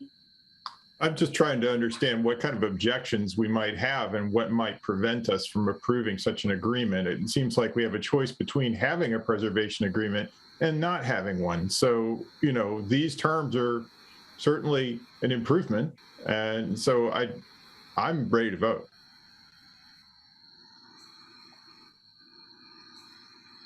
Oh, Susan, you're on mute. The question I have is, there are 80 pages of documentation regarding this action, and I'm not comfortable voting on something that I haven't read. I totally agree that it's a valuable property and should be preserved, but I don't feel comfortable because I'm not familiar with the documents. So I would just abstain. Or nay. No, I don't think I'd nay. I can abstain, right? Yes. Yep.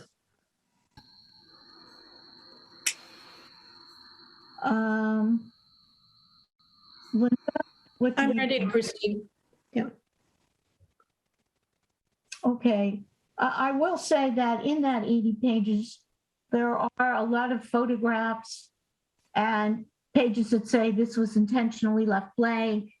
There's a lot of extra detail in there that you may find really useful, but I basically concentrate on the summary pages. And I'm okay. Well, if someone wants to make a motion, either to proceed now or to delay.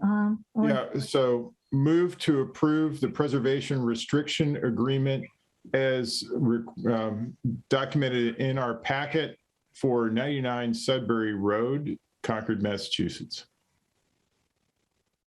Do you have? And in accordance of Massachusetts General Law, Chapter 184, Section 32. To be perpetually binding.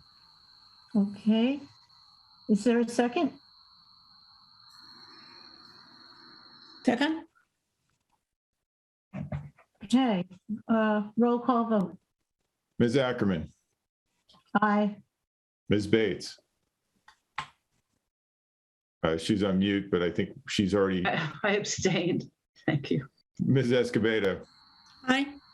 And myself, Mr. Johnson, aye. Okay, the vote is approved. 3 in favor and 2 abstain. Thank you all very much. Thank you, and best of luck.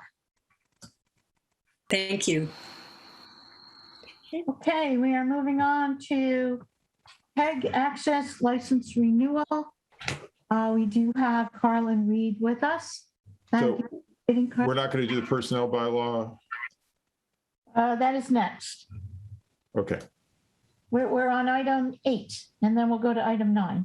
sorry. I skipped a page in my packet. Yeah, I'm losing my place too. Okay, Carlin, thank you for waiting. Thank you. Carlin Reed, Chair of the PEG Access Advisory Committee, and Matt, I promise I will talk quickly so we will get to the personnel bylaw because I'm looking forward to that discussion as well. Briefly, in your revised agenda packet on page 14 is a draft timeline of the Comcast Concord cable TV franchise renewal process. This is something that I've put together and I talked with our committee about it last month. It is truly a draft timeline. This is a timeline that reflects an $8 million contract annually with Comcast for the cable TV revenues that Comcast receives from Concord's cable TV customers. Right now, well, as of December 31st of 2020, Concord has 4,692 cable TV customers with Comcast. From that 8 million contract, Concord, the town receives roughly $360,000 for the provision and support of the Minuteman Media Network TV studio and provisioning of PEG access programming, including recording of programs like this government meeting. The current franchise agreement ends April 21st, 2024. That's 2.5 years from now. So the renewal process is typically almost a 3-year process. We are within that 3-year period, so the renewal process has begun. A little bit at a time, it's much better to do it spread out like this so we're prepared for it instead of having to rush it at the end. That's why you have a draft timeline in front of you. Now, that $8 million revenue does not include the other revenue sources that Comcast receives from Concord residents, like Xfinity's internet, or their wireless services, or their home security services. Indeed, the cable franchise agreement will not address those issues. So yes, we will hear people say, well, I want more broadband. That is outside the scope of the cable franchise renewal process. However, it's still a lot of money for Comcast, and it's still important to the town to have the cable TV services. So that's why we're going through the renewal process. Now, the timeline itself, I'm not going to repeat every bit of it. Like I said, again, it's on page 14 of your revised packet. But the key part of it right now is I've broken it down within 6-month periods. The key part is looking towards April 21st of 2022. That's a rough estimate that I'll be working with the town manager's office trying to get to. That's 24 months to expiration. That's when we start talking about looking at getting a special cable consultant. And I've listed names of a couple of folks I've found who do this sort of work, and to start drafting a townwide survey regarding Comcast compliance and our town's cable TV news needs and desires. That's called the ascertainment process. This is something that I'll be working closely with Stephen Crane and Kate Hodges and Aaron Stevens to try and create, and we'll be discussing this process during our monthly meetings. And that's kind of the rough outline of what we're doing here. I've been talking about getting to this process for a long time, and well, it's finally here, folks. Okay, that's my quick summary. Questions? Carlin, what do you need? Thank you for the timeline and the intro and for being so organized and on top of this and proactive. And what do you need from the select board tonight and also going forward? Well, I don't need a vote, but what I do need is some attention, and you've given it to me. I'm very grateful for that. At this point, it's going to be a matter of talking with the town manager's office about how to do an RFP. Our committee members, I in particular, will be talking to other cable advisory committees from other towns. I've already talked to Acton and Bedford and Boxborough, a couple others. So we'll be reaching out to see how other towns are handling this process and where they are. But I basically need to sit down and talk to Kate Hodges and Aaron Stevens and say, hey, this is what we've got going on. How do you want to proceed? And let's look at a timeline. So I'll make that arrangement offline with those folks. From the select board, I welcome any questions at any time. And at every one of our committee meetings, we'll have an update. This will be on the agenda. So that's all I need right now. Eventually, the select board really should interview 2, maybe 3 candidates for the consultant to get a feel for how you feel about dealing with those folks. But again, that's a little bit further down the pike. Just want to give you the heads up that it's coming. That's it. So that will be approximately a year from now or something like that? Probably less than that. I'd like to ideally have the consultant selected before our town meeting before May 1st of our town meeting. But it's not a hard and fast. There is some slippage that can occur. Kind of depends on the town manager's office ability to help with this and the timing for what we're doing here. So that's a rough. Great. Okay, Susan. Yeah, thank you, Carlin, for this timeline. I had a question that you may not be able to answer, but what we've been hearing from Comcast in the past few years is that their subscriptions have decreased for cable TV. And do you have any sense about that and whether that is likely to continue? And is there any adjustment to, what we receive in the contract with Comcast is a direct has a direct relationship to the number of those particular subscribers. Okay. Is that? Susan, there are two parts on that. One is the number of subscribers, and the other is the dollar amount that each subscriber pays, because as the number of subscribers have decreased, the cost for Comcast services has increased. Now, every quarter, the town manager's office receives a statement from Comcast, and this is part of what we'll be doing, is looking at those receipts that shows how much money the town gets. Even though the subscribership has fallen, the revenues have fallen far slower. So that where once, when I started this process, we were getting about $400,000 a year. Now it's about $360,000 a year. There's about a 5% decrease a year. It's going to take a little while for us to be in a position where we're really concerned about funding it outside of the PEG revenue sources. And I think that really goes to the heart of what you were asking about. Yeah. Does that help? Yes, very Good. much. Thanks. Other questions? Linda.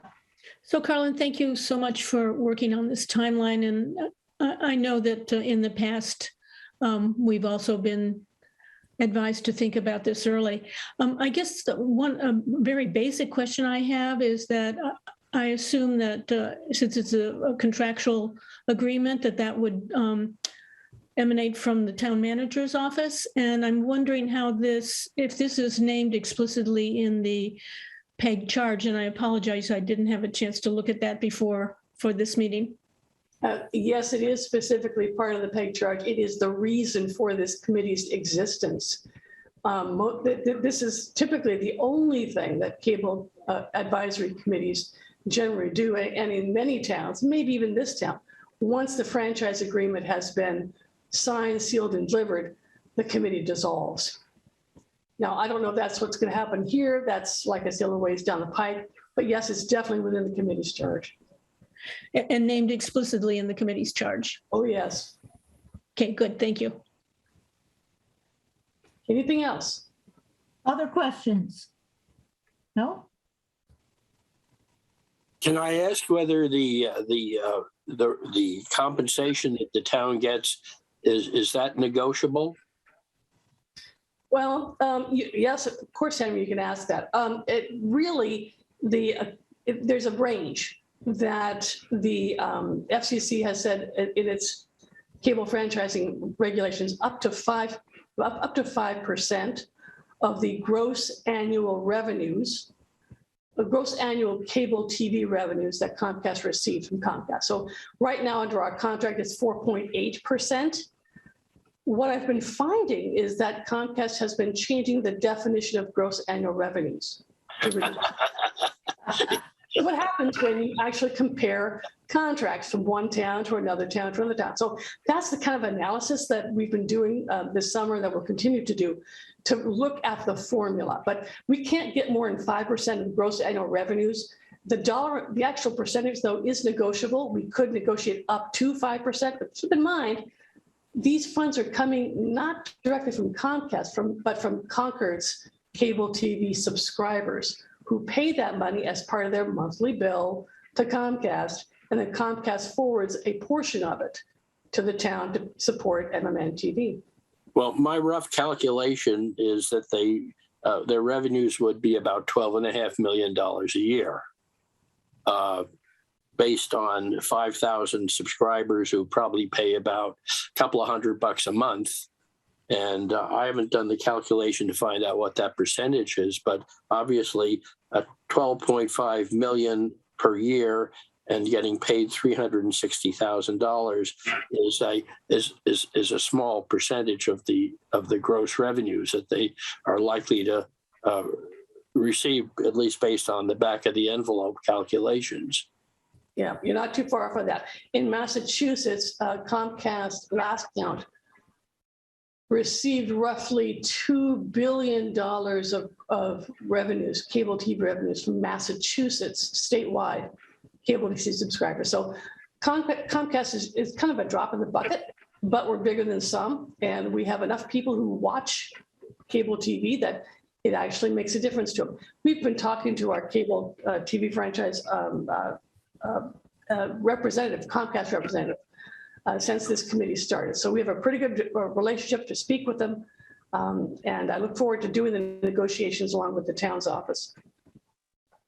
Well, we're very fortunate to have you, Carlin, with your background that you know what you're doing on this.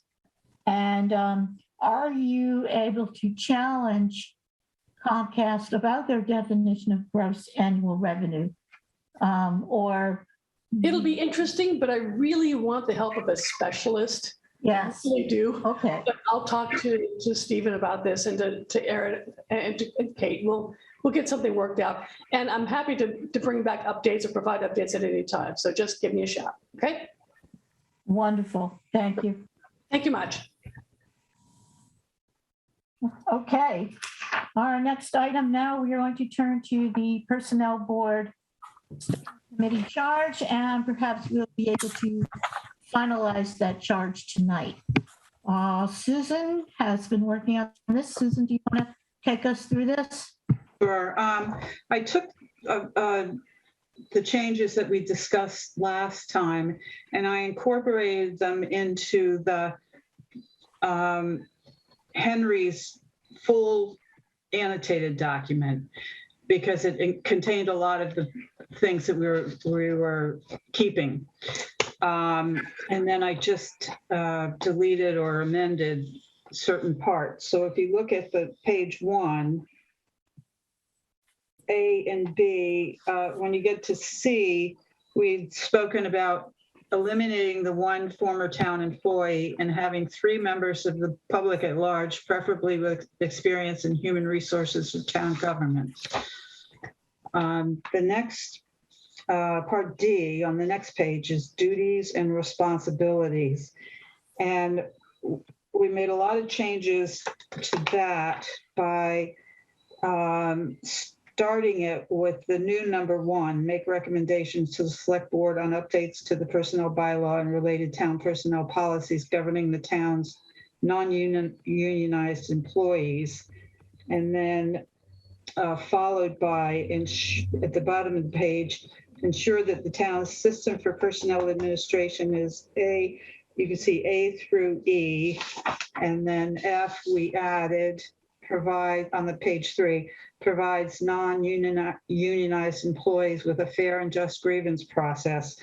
And then there were edits, but not of substance, to section E, that you can see the task force will consider the authority and role of key stakeholders such as town manager, personnel board, select board, town meeting, human resources director / department, senior managers, and citizens and employees.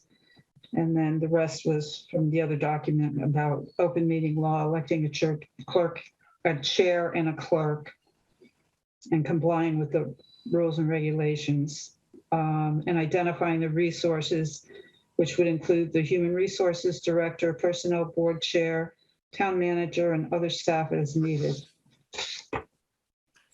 Thank you, Susan, for putting all this together.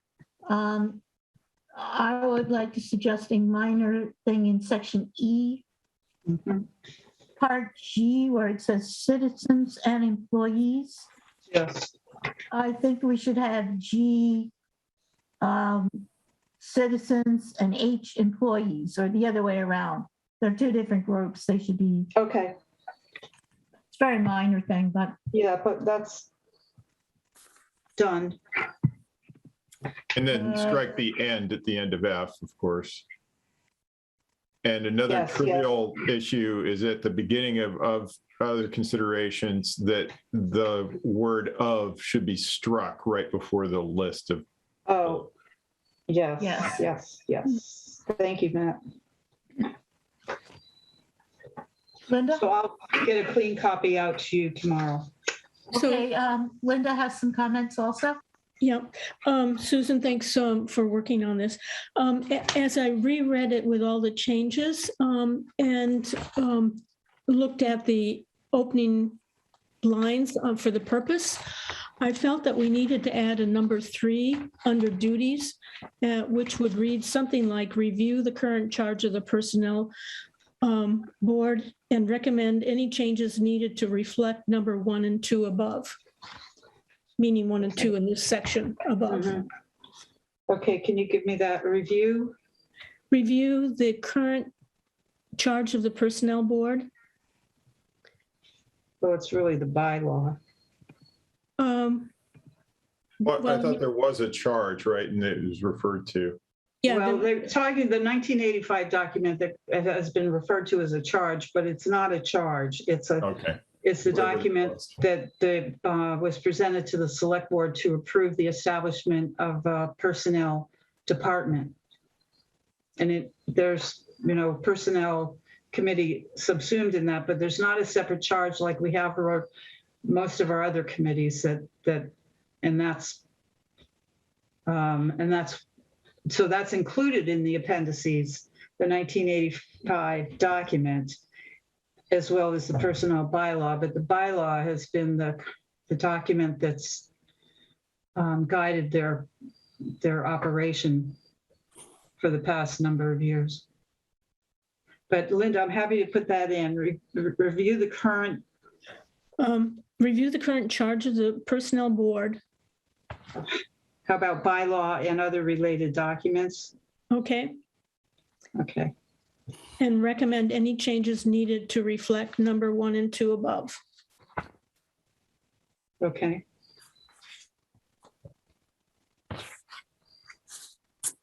And then, you ready for?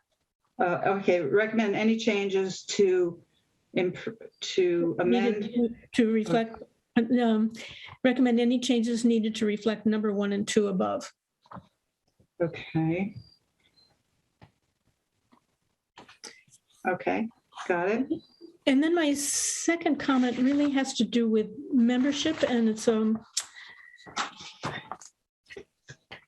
so we struck the one former town employee, and on our agenda this evening, we are ready to make the final appointments for that committee, if I understand correctly.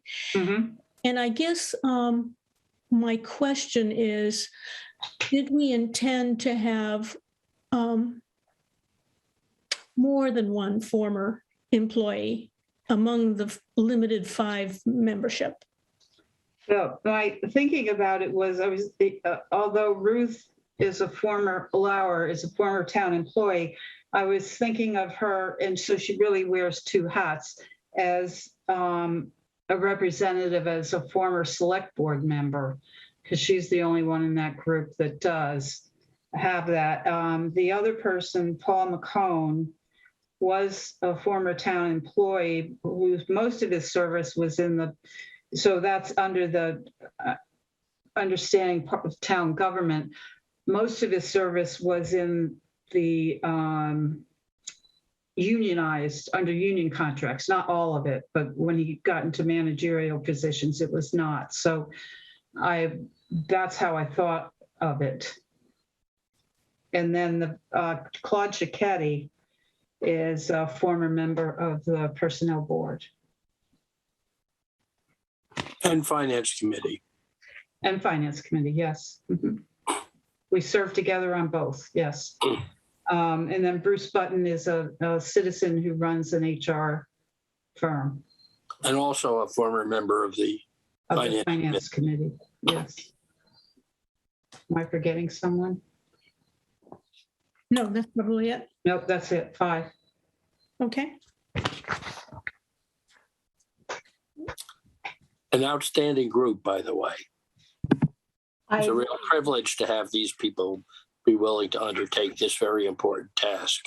I agree. Any other questions? So my question is whether we're ready to vote now as amended, or we need to see it one more time. I feel like the amendments have been very straightforward. I don't feel like there's really any ambiguity in intent in even a small change in language, deviation in language from what we've discussed wouldn't really affect it. I think that for the opportunity to do appointments tonight, we really should, I think, vote this. Otherwise, we need to defer the appointments as well. I'm comfortable that they're minor, but is anybody feeling that they need to see it exactly in writing before they vote? I'm ready to move to adopt it as amended tonight. And I think it's important to move forward with this project and to get it going. Okay. And I'm ready as well. I just want to revisit again the 2023, that we decided that we needed to give this committee more time than would be available. Good point. We have not discussed that.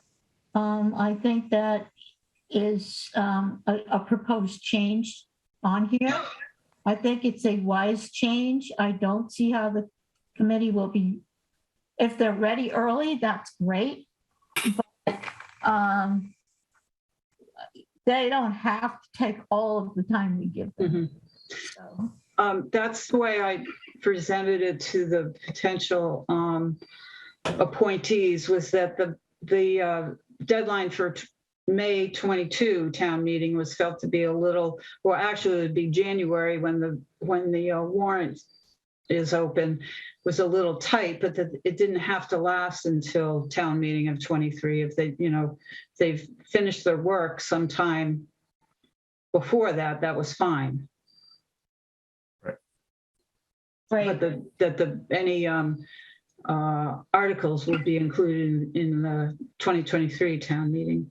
Right. I don't see how they could submit an article now by January. That would really be tight. Okay. Right. Do we have a motion? Yes, move to approve the charge of the Personnel Study Task Force as amended in this evening's discussion. Is there a second? Second. Okay, roll call vote. Ms. Ackerman, Aye. Ms. Bates, Aye. Mr. Dane, Aye. Ms. Escobedo, Aye. and myself, Mr. Johnson, aye. Okay. Unanimous. Thank you, Susan, and everyone who worked on this. And Yeah, thank you, everybody. you have an excellent committee starting, so good luck to all of you starting, and thank you for serving on this committee. And we move on now to our 8:30 item, and we're catching up a little on time, which is good. This should be a brief discussion. The reason I put this on the agenda is that for both the DEI Commission and the 2025 Executive Committee, we have quite a few volunteer cards coming in now, and we may end up with more applicants than we have slots for, which would be a good problem. I don't know if we're quite there yet, but I wanted to start making appointments soon. And I want to see how board members feel we should proceed. If we have more applicants than we have slots, how do you feel we should proceed? Terry, one of the, I think one of the things that we have to keep in mind is that the magnitude of this project will require several, if not many, subcommittees to deal with various specialized issues such as securities, government relations, fundraising, ceremonies, awards, plays, athletic events, you name it, as we had 50 years ago. And there will be plenty of places to put people who are not on the executive committee on subcommittees, and we can use them all. I mean, by the time we're through, I would expect that we're going to need 50 to 75 people to run this thing. So I wouldn't be too concerned at this point about the number of applicants we have, and I'm working on getting some more. Well, that's great. So that's, that's one of the questions. Should we start next week nominating some of the people that we have. That's what we have to figure out. Who else has some ideas about executive committee and DEI? Susan? Yeah, I agree with Henry in terms of the scope that it's going to end up being. I just think, and I think it's once the decision is made about who's going to be on the executive board, that the message should go out at the same time to other people who have volunteered, who, having seen the cards, there's a lot of very specific interest in or expertise in different areas that will need to be covered. So just so that the people who volunteered will have most likely have a role to play, and it just may not be on this specific board. Right. So are you saying that you're in favor that we start nominating based on the cards that we have now, that we start going on that process? I think so. I've seen some of the cards. I don't know if I've seen them all, but there's certainly very good candidates in there. Right. Okay. And also for the DEI commission, we also want to think about the process. Linda? So I'm anxious to have both of these committees get started. However, I'm not particularly, I'm not sure it's in our best interest to start immediately appointing people without looking at the full compilation. And these two committees in particular, I think each one on different terms need a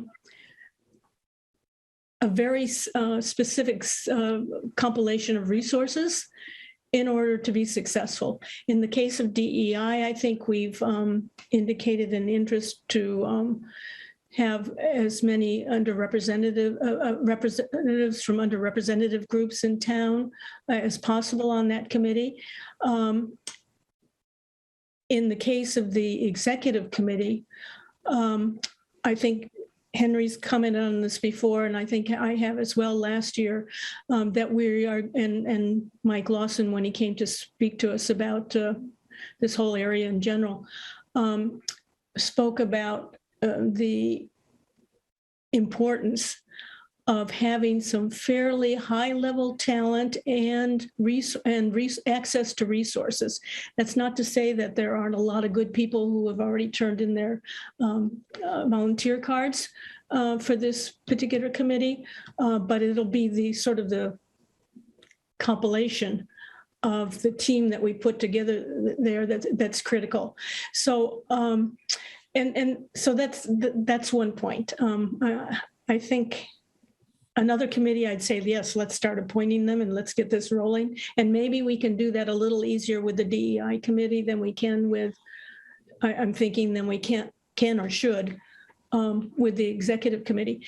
The second comment I would make is that when I looked at some of the cards that have already come in some cases there were, I'm not sure, in some cases,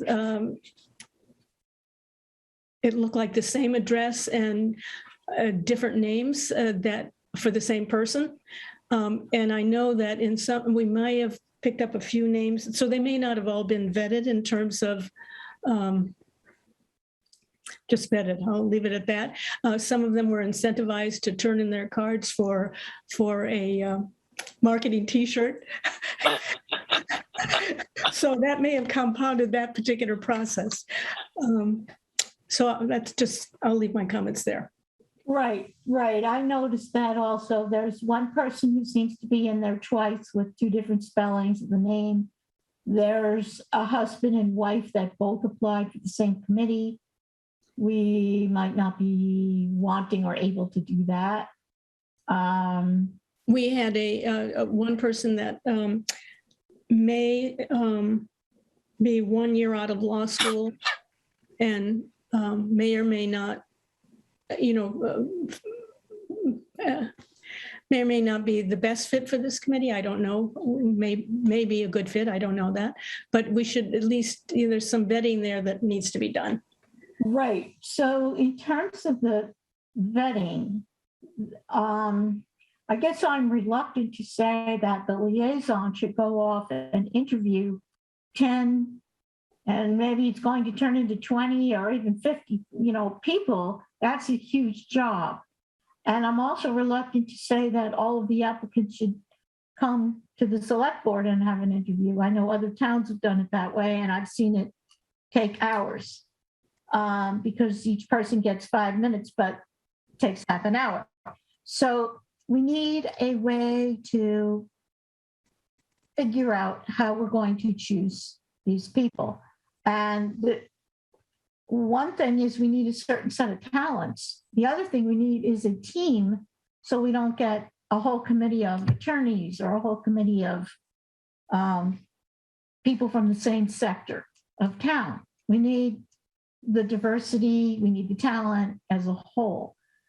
So I guess I'm thinking ahead a little bit on how we should proceed. And it sounds like some people are ready to get going right away. Some want to wait till we have the full or more applicants. I know the league is still out recruiting for DEI. We've been recruiting longer for 2025 executive committee than we have for DEI. So we might be ready to start on one committee, not the other one yet. I don't know. Yeah, I would like to say that I was pretty comfortable with several of the candidates that I saw for the 250th Executive Committee. And my main concern is just to ensure that we meet the distribution requirements. There are specific roles that are called out in the charge. And I think to the extent that we can identify those people from among the candidates that are available and then continue to recruit to fill, that 9 of 12 potential roles, that I think we're in pretty good shape to proceed with that committee. I think with DEI, it's more important to have an interview process and because our criteria are more open-ended, and it really, in some respects, depends upon the cadre of people that we recruit. So it's, it's more complex and probably can be better facilitated by a person that, is interviewing everybody to even realizing that that's a lot of work. So I think that the very first step that we're missing here is, while we have a liaison to the 250th, we don't have a liaison to the DEI yet. Right. To take okay, so those are a number of really good comments. So let me address them. First of all, I think all of the people who have applied are really excellent. We have some very top people in here. And we have a very difficult job now to try to figure out what to do. I do agree with Matt, and I'm going to ask Henry as the liaison for the executive committee. Henry, I know you're eager to get going with this. Would you be able to look at the charge and identify, who out of these volunteer cards, who you think would fit in each one, and email that to me or call me, and we could maybe at least get started with that committee that way. Does that make sense? I think that's going to turn out to be an interesting exercise, but it's not a bad way to start. All right, so you and I will talk about that, Henry, and we'll see how many of those slots we think we have filled and who can fill them. Let's give it a stab. And on the DEI, Matt is right. We do not have a liaison. So that is something that is on our agenda tonight. This is a big job. Everybody has a life besides being a select board member. So I'm kind of reluctant to just say, okay, liaison, go off and do all of this. Maybe we should have a subcommittee who interviews the DEI people. but then that's a lot of work for two people. And Matt and I kind of batted this around. Matt and I meet every week by phone because he is clerk, and we kind of go over the agenda items, what we're going to do.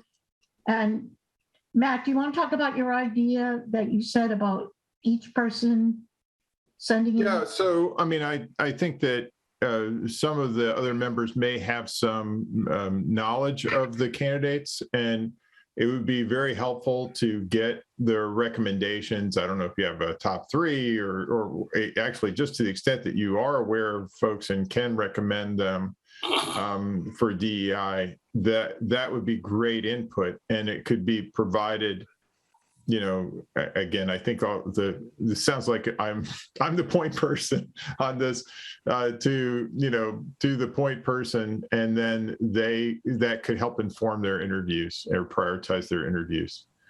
And that would not be shared, among all the members. It would just be directed to one person, again, from an open meeting law perspective. So is that your way of volunteering, even though well, let me just say that if there's somebody who actually would really like to be the liaison, that's great. I feel like at this point I've kind of taken some responsibility here, but it's not because I'm itching to get another liaison assignment. So, is there another member who feels that they would like to be the DEI liaison? Speak now or forever hold your peace. Stephen, are you volunteering to be the select board liaison? Yeah. It's like the peace is being held. Yes, I guess maybe this is a conversation, I'm thinking of shift swaps that we do in police and fire. So maybe just as a suggestion, if someone wanted to trade a liaison assignment versus take on a new one, because I know when the liaison assignments are made, there's some care in balancing out the weight or the time commitment of each assignment. And I think maybe this should really be added, evaluated in terms of other committee assignments, and maybe there can be a bid swap or something, or shift swap. The task force for personnel, the task force for the broadband, the 250th executive committee, and this, we're almost up to one per member, net new committees and task forces. So right, but I think Stephen is right, Matt. If you think your workload is total too much, and there's that was a long time ago. Okay. Well, anyway, if you need to trade at some point, let us know and we'll. Okay. Yeah. I mean, the way I put it is, I used to resent having a kid because I had a lot less time. And then when I had two kids, I had no free time. And then when I had the third kid, it was no problem because I already had no free time. So this is like that. Okay. All right, then, Matt, thank you for volunteering to be the liaison. And what I'd like to do then is all the rest of us, please take a look. Jeremy has sent all the volunteer cards to us. If you don't have it, let Jeremy know. He'll send it again. Please take a look and send Matt your ideas. Like if you know one of these people and you think they'd be great, or three of them, or whatever. Matt's looking for some input, and then Matt will put something together. Linda. This is just a general question. Yeah, I think you pointed out, Terry, that we have a husband and wife who both volunteered for the DEI. Yes. And in this case, they both bring very distinct viewpoints on this topic. And I'm just wondering how we feel about that.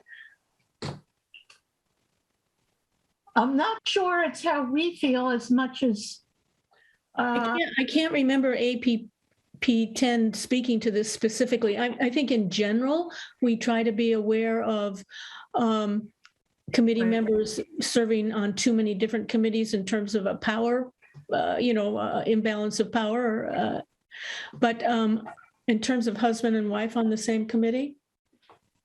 You know, there have been civil rights cases brought on that very issue, and by people who were excluded because their spouse happened to have a position in the organization. And those cases have generally, I think, been successful. So I think we're working in a different environment where it used to be assumed that a husband and wife would represent the same point of view about all things. But of course, we've learned otherwise through the passage of time and through our existence in life. So it's something you really have to think carefully about as to whether the two members of the family bring different talents to the job. And I think you have to consider that if they both want to serve. And, you know, if they both have different talents and they're both qualified, you have to take them on their own merits. Right. I think there are rules for certain committees, like regulatory or select board or whatever, that you cannot have husband and wife both on. But this one, maybe you can. Susan? Harry, in APP 10, it says, under eligibility for appointment, it says relative spouses or business associates of existing committee members whose appointment in the judgment of the appointing authority would create the appearance of a concentration of power or viewpoint or conflict of interest. And then, right. So that's a judgment call.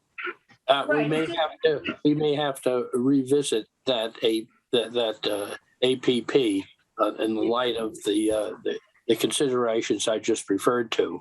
Right, I agree. I mean, that's on our meeting agenda. Right, we're going to be looking at APP 10 in October at our focused meeting. But I think what you just read, Susan, is basically what I was thinking, that it just wouldn't be proper to have, let's say, a husband and wife both on the select board or both on a regulatory committee. But for DEI, it could work. And it says we have some judgment in there. So select board is, I have to say, a little different in that it's an elected office. So that's true too. Okay, forget that. But let's just conduct the interviews and just see where we end up. Okay, right, exactly. Okay, any Linda, you have another comment? I basically agree with Mike. I would sorry, Matt. And I'm glad we've discussed this issue. Given the topic and given that potentially mixed marriages can bring an important lens to this discussion in terms of what they've experienced in town and what their families are experiencing and so forth. I just see it in a slightly different category, but Matt will sort all this out, I'm sure. Right. Okay, and that's a good segue to our next topic, which is a preliminary discussion. What is this focused meeting in October going to be all about? And in your packet, starting on page 18, I'll just very quickly point out that we have 3 current select board goals for this year, having to do with volunteers, APP 10, diversity on our committees. And I have written here some sample ideas. What did we accomplish? Number 1, what did we accomplish last year? What remains to be done? Number 2, supporting our volunteers. Number 3, support from the TMO. Number 4, discuss potential changes to APPs, especially APP 10. Number 5, let's look again at the role of the select board liaison. And number 6, the hardest one, streamlining or consolidating. I can't believe it, but Franklin has 17 committees, twice the population of Concord. So this is going to be a challenge. And I would like to hear now from select board members, what you think should also be on this list? Susan?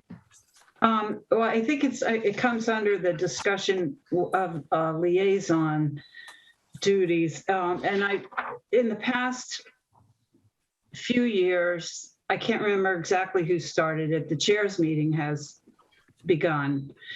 And I think that is probably the best spent hour that any of us could spend hearing, because you hear the high points and the high interest items from every committee, which to me says that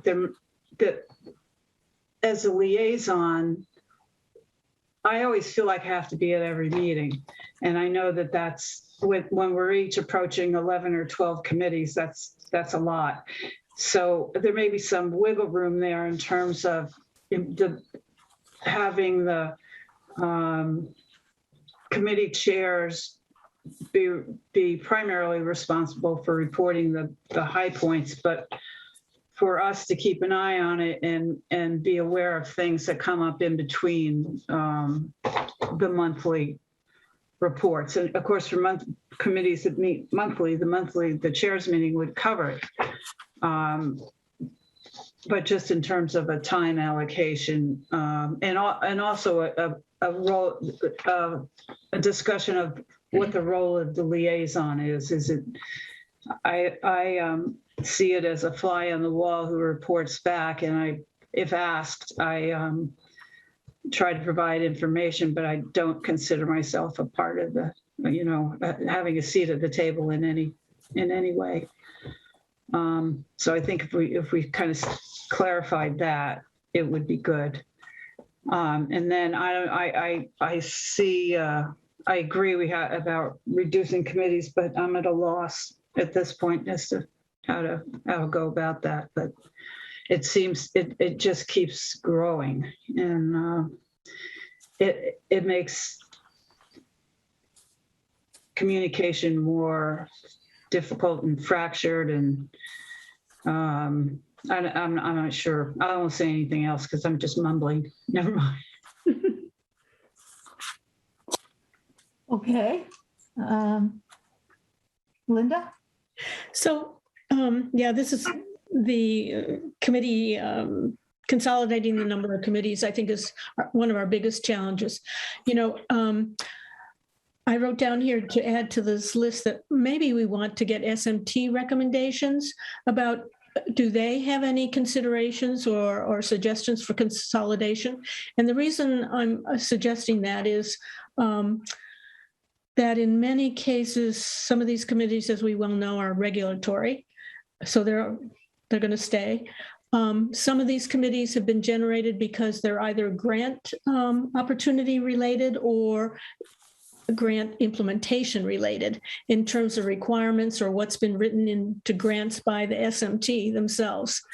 So I think to hear from them as part of our thinking on this process would be helpful.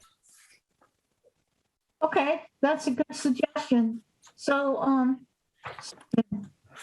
yeah, I think that, I guess I'm happy to talk it over with SMT. I think one of the things I was thinking about, it does, I'll be honest with you, the number of committees and the creation of the somewhat unending creation of new committees has a tremendous burden on staff. Between, some staff members do actually the minutes and the postings and provide like a high level of administrative support. Sometimes it's just attending another evening meeting, which I'm not looking to all of you for sympathy because you all have a number of committee meetings you have to go to. But there is in Envision Concord, there was talk about that because there is a growing demand on staff. But I think the committees that we just talked about tonight are important. It's important work that they're doing, but I think it's making sure that after they sunset, they do, after the work sunsets, the committee sunsets. One of the things I don't know if this got mentioned, but the Finance Committee, I think, has changed their approach from, instead of assigning observer committee assignments, they do their observer assignments based on subject matter. And maybe that's a way to look at the committees, is to say, Yes. what subject matter needs to be covered? How many committees do we have that do that subject matter? And can we consolidate into one with then some subcommittees to cover, some of the differences? So, but I think SMT feedback would be good. I mean, it'd be hard, I think, for staff to say, we don't want this committee or that committee in particular, especially since they're not the appointing authority for the committee, for most of the committees. But I do think it is good input to have. Yes. So we would really appreciate that input in advance of that October meeting. That would be great. And I am going, just hold on 1 minute, Henry. I just want to respond. Chris Reynolds, in looking at the observer role of the FinCom, put together this incredible chart that I am going to try to put together for the select board. And it's based on the role of the liaison. And as she called it, what are the deliverables? What is the objectives? So I'm going to try to put that all together for the October meeting. Because it's kind of comical. We started out trying to streamline committees. And instead this year, we've added 4 or 5 committees. And they're all really good committees and we need them. But it's very hard to subtract a committee. It's easy to add one. So we need to figure out what to do.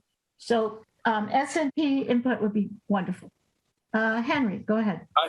I agree. One thing not to forget is that committees are a way of involving people in town government, which is a very important function.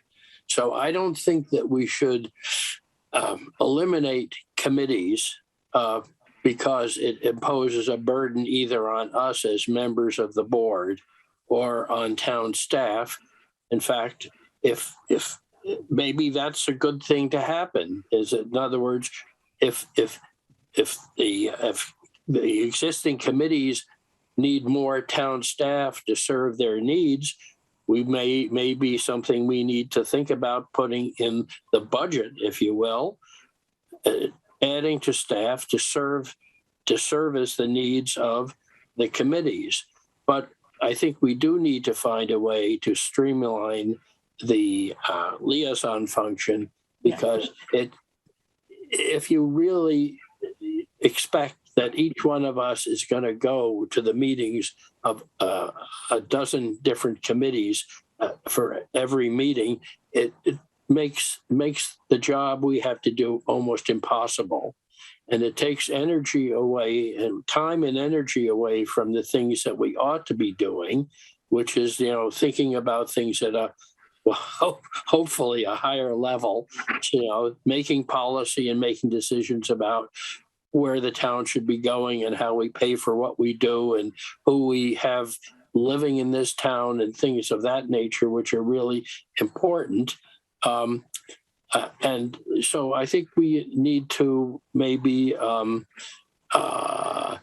do something like change the relationship between the liaisons and their committees, such as not really expecting you to go to every meeting, but asking the committees to send you the minutes of every meeting that they have, and having an occasional conversation with the chair of your committees, and making it somewhat less time-consuming and burdensome to stay in touch with the people we have to supervise. And we have to just kind of be executives about it and not participants.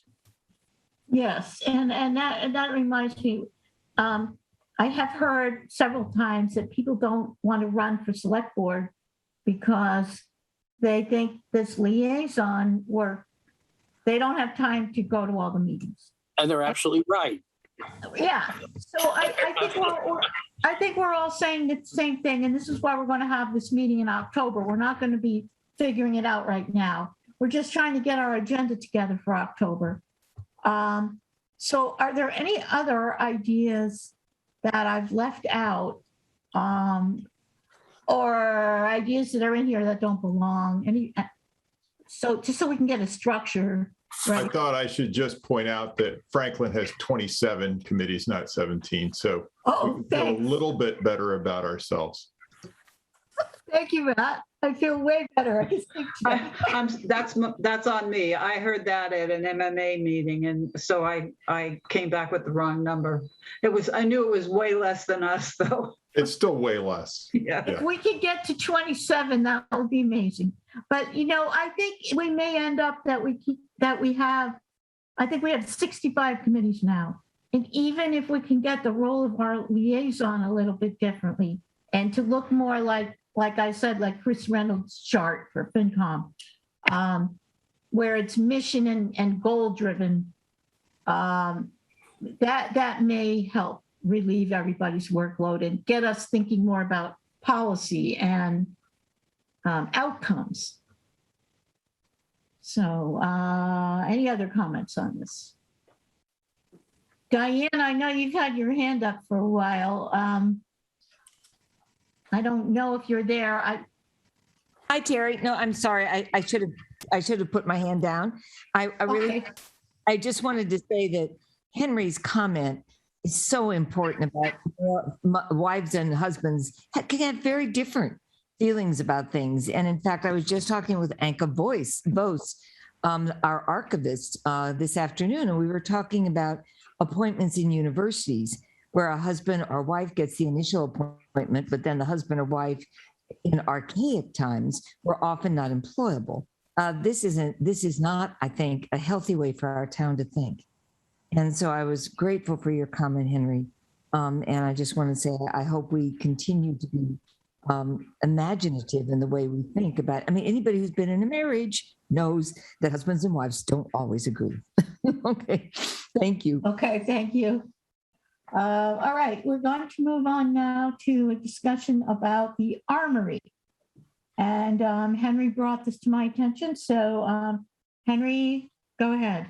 This is something I've been working on for quite a long time. It started out when the town clerk came to me about 3 or 4 years ago saying that we did not have enough space to store our town records and archives, and asked me whether or not I thought that using the armory or getting control over the armory would be a practical thing to do. And the idea appealed to me, and I started pursuing this several years ago. It was something I brought to the attention of the town management, and I've worked with our state senator and our state representative, and been in touch with people in the National Guard. And the bottom line, and we have attempted to bring it to the attention of the National Guard, who at some point are likely to declare the armory as surplus property. And it seemed to me, because they were no longer using it for military purposes, they were no longer using it for archives, which they converted it to some years ago, that it could be a win-win, because we could take a property that was costing them money to maintain, and if we could get it for municipal purposes, it would be a gift. Not only could it be used for archives, it could be used for meetings, social events, 2 basketball courts, which I try to sell as being one of the things that might take the pressure off the middle school for additional athletic facilities.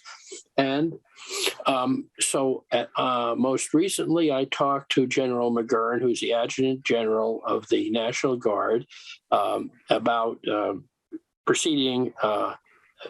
And they say, and I am told that they are once again doing a facilities reevaluation. And I am told by him and by another person in the National Guard that if we have a credible municipal purpose that we can express to the National Guard, we might be able to get the armory given to us for little or no money. And because of its location and what it can provide to the town, I think it's something we should continue to pursue, even if the chances of success are not that good now. But I think we ought to be on that list, because when the day comes, I think it will be a treasure for the town. So I just wanted the board to, if you will, just endorse my efforts to pursue this. And this is all I want to do at this point, is to make sure that we are on their radar, we are on their list, and that if it should become available, that we will at least be considered as a candidate to acquire it. So, okay. So thank you, Henry. And I understand that the town in the past has pursued this. We have. They have. Right. They have.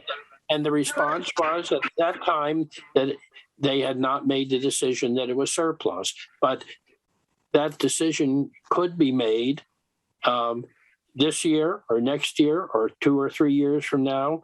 And that's all.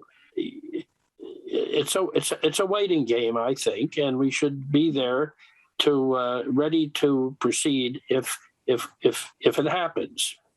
So are you suggesting, Henry, that the select board send another letter at this time? Or do you have a specific suggestion? Well, I think that there was a letter that I gave you a copy of that I had been in touch with Mike Lawson about this several times, and he also was pursuing it in parallel with me. And he had Kate Hodges send that letter that I provided a copy of. And so I think one way or another, we ought to, it might be adequate just to have another letter similar to that be written and say, we are still interested, and we still, and to I think it's important for us to list the municipal purposes to which we would put the building. And also, I think that a major asset in our effort would be to also tell them that we want to use it in a way that would not make any material change in the structure, so that in case of emergency, national disaster, it would still be available to the National Guard for their use if it was ever needed. Mm-hmm. Okay. Comments from other select board members? Questions, comments? Matt?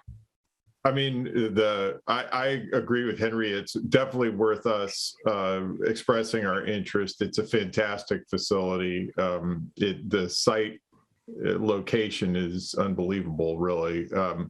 Also, I mean, thinking about our town policies, we should consider affordable housing as a component, if not for the whole use. Again, because we have a policy there, but also it's just a fantastic location for that.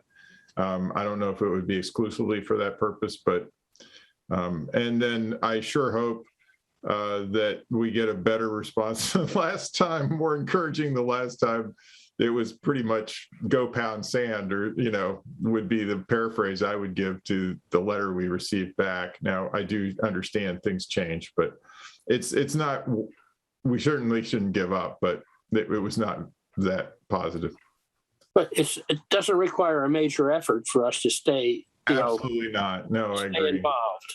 If we have any inkling that the circumstances are changing, it's certainly worth expressing our interest. I am going to, I'm going to take General McGurn up on his offer to meet with me and talk about what the possibilities are. Okay, but you do understand you're not authorized to negotiate on behalf of the I will not sign a contract with him. Okay. Other comments from the board? Stefan, do you have a comment on this issue? Or is it something else? Yes, Thanks, Terry. I just wanted to echo what Matt said, and I was glad he said it first. I was going to throw in affordable housing as a possible use, given the location. It is diagonally across the street from the Concord Housing Authority. It would be easy for them to maintain it, in my opinion, although I am not speaking for the board, even though I'm on the board. I did want to make sure that affordable housing came up and was considered, and I understand Henry's point about maybe not making structural changes to the building, but I just want to make sure that somehow affordable housing is kept on the list of potential uses for that property, because I think that would be a terrific use for it, given its location. And I've seen buildings like that repurposed very effectively. Okay, great. So we will send a letter. Oh, another comment from Vince Carlson? Yes, I actually had a comment on the building next door, and they're related, I think. The building next door is owned by UMass Amherst, and it is potentially for sale. I do volunteer work with the Housing Authority, and the Housing Authority has been looking for a storage space that is currently over at Peter Bulkley. They'd like to clear some of that space out so it can be used for tenant activities.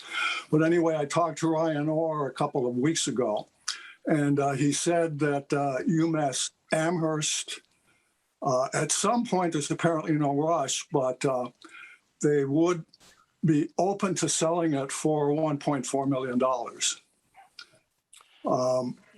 And that may be a bargain considering the neighborhood, because it's quite a large property. There's a couple of outbuildings in back. It's currently completely vacant. It was used by the town services officers until a couple of years ago. That was Dick Krug and Bonnie Wilbur, but they've been relocated. But the building is very dilapidated. I guess the heating plant failed this summer, so it's definitely going to be cold storage. But in any case, as a result, Ryan Orr said that, if the Housing Authority had some material that maybe was only accessed and only wasn't susceptible to freezing, that, it would potentially be available to the Housing Authority. But it would complement, the acquisition of the Armory very much. Okay. It is quite a large lot, and there's a significant amount of parking space in back there. Okay, thank you. Yeah, sorry to cut you off, but this is not totally on our agenda. And maybe if you would like to speak offline with Stephen or Ryan, and but this all sounds like a very interesting opportunity. So Yeah, thanks a lot. Yeah, thank you. For the Armory then, it seems like there's a consensus that the select board should send another letter to the National Guard. And okay, so I will work on that with Stephen and Henry. I mean, I think the letters, for the sake of continuity, the letter could certainly come from the town manager's office. I'm okay with that. Okay, sure, go for it. All right, so we are now up to our next item, committee nominations.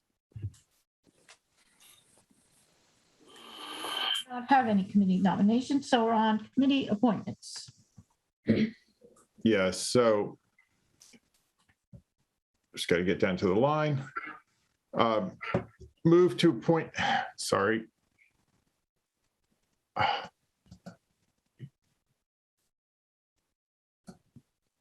can't get the file to scroll to the page. Okay, there we go. Committee appointments, Paul McCone of 33 Grove Street. And sorry, I've never had this problem in my life. Okay, I'm sorry. We could have somebody else make them. It's like diabolically taking over my screen. Okay, sorry. Want me to do it? Yes, thank you. Sure. Former clerk. Move to appoint Paul McCone of 33 Grove Street, Bruce Button of 28 Fairhaven Road, and Ann Rarich of 315 College Road to the Personnel Study Task Force for terms to expire May 31st, 2023. There's a Second. Okay, roll call vote. Ms. Ackerman, Aye. Ms. Bates, Aye. Mr. Dane, Aye. Ms. Escobedo, Aye. and myself, Mr. Johnson, aye. And now my acrobat is recovered. Okay. And we'll move on to committee liaison reports. Who would like to go first? Susan and then Linda. I missed some of my assignments the past couple of weeks, but I do have some to report on. I went to my first MAGIC meeting on the 14th of September, and we went through all of the representatives, introduced ourselves to each other from all of the towns participating or that were represented then at that meeting, and went over some FY22 work plans, which were fairly wide-ranging and included racial justice and municipal government, housing and transportation, infrastructure, hybrid meeting models, housing diversity in downtown, revitalization, economic development. So a lot of the things that we've talked about here, but it'll be interesting to see how this group addresses them and collaborates with all of us who are members. So that was that. I attended Committee on Disability on the 9th, and they spent a fair amount of time discussing the traffic through Junction Park. And in our packets today, there's a letter from one of the members who captured their thoughts quite well. And then a member also brought up wanting to pursue the handicap parking issue at the library to ask again about locating the parking outside the building as opposed to on the street, since the tree that was in the way has since died, or half of it fell down during a storm and it then had to be taken down. I went to the White Pond Advisory Committee on the 8th, and that meeting was primarily putting together groups of people to look at different aspects of the pond, including the trout, fertilizers, repaving and drainage, water quality testing, sewage improvement, and a number of other things. There are a number of town staff there, and there were some discussions about, as usual, about the beach. Alan Cathcart was there to give some input, and be valuable to hear him again on the history of what's going on there in terms of sewage and septic. On the sort of the non-assigned committees, I did go to chair's meeting, which is, as I said before, is a very, very good use of an hour of time to get a quick read on every committee that's represented there. I attended Porch Fest, as I'm sure, as I know others did. I saw Terry there, which was, the day was fabulous. The music was fabulous. There were a lot of people around and people were having a really good time. So I hope that the West Concord Junction Cultural District Committee is pleased with the result. The other thing I attended was the Sign Museum, opened on Bradford Street, is largely a collaboration of Billy Crosby signs that he's been collecting for years, and John Boynton. It's in the Bradford building. It's open to the public. If you drive around, you'll see one entrance. It says Sign Museum, and you can go in when the building's open and see old signs from some places that still exist, like the Concord Museum, and some places that are no longer there, like the Colonial Store and many others. So it's a very interesting panorama, as it noted in the journal article, of history of the commerce of Concord, which isn't represented in that way in other places. And that's my report. Thank you. Okay, thank you. Next person is Linda. Okay. I attended the Community Preservation Committee. They have received 13 applications for a total requested amount of about $2.6 million. They're not yet sure how much money they will have to disperse. And they also assigned committee members to the various applications when they come before the committee for presentation. They also did their site visits on Saturday, and I understand that went well. The Junction Village Open Space Task Force has met several times in the last couple of weeks. The important takeaway there is that and it was in the town manager's report, on October 14th, there will be a public forum with 2 conceptual plans for the public to respond to for the space that will be contiguous to the Christopher Heights assisted living project. So it's really important to get feedback. That will be from 5 to 7, I believe it is, on October 14th. And the other thing I want to bring to your attention is that the joint, there was a DEI subcommittee of the school committee, which met, and the item that they wanted the select board to be particularly aware of, and the town to be aware of, quite frankly, is that they will be doing an equity school climate survey and sending it out to various stakeholders in the community. And the community will receive that survey the week of November 8th. And they wanted to be sure that it was synchronized with whatever we might be thinking about or doing, but more importantly, just for us to be aware of that major survey going out to the community.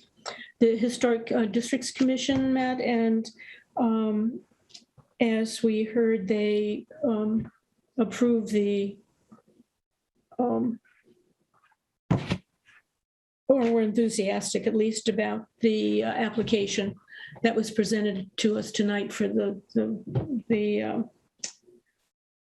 Wheeler House. There's an, I'm forgetting one of the names of that house, but anyway. And they also are meeting with other historic district commissions with the surrounding towns. I don't think that's been done, at least no time in the recent past.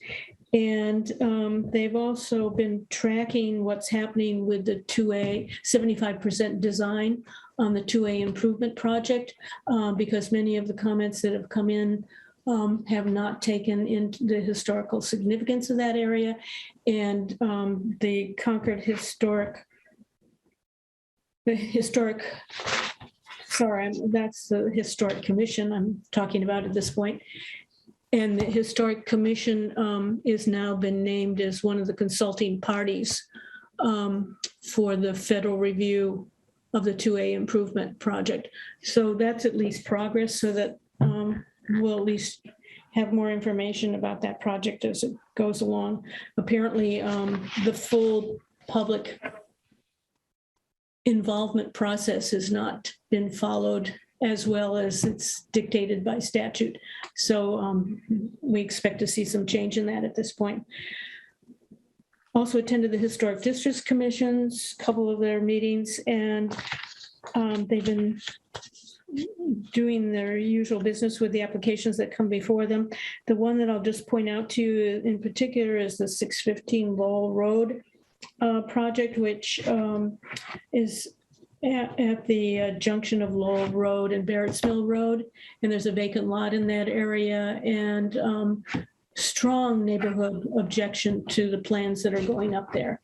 So there's the Historic Districts Commission has a planned site visit there this week, and we'll continue to negotiate that application. And I think, I'm sure Planning Board has heard most recently the application for the new ComAv project for the Concord Housing Authority, and that is proceeding and will be reheard again on September 28th, which is tomorrow. So that's the highlights, I think. Thank you, Linda. Who would like to go next?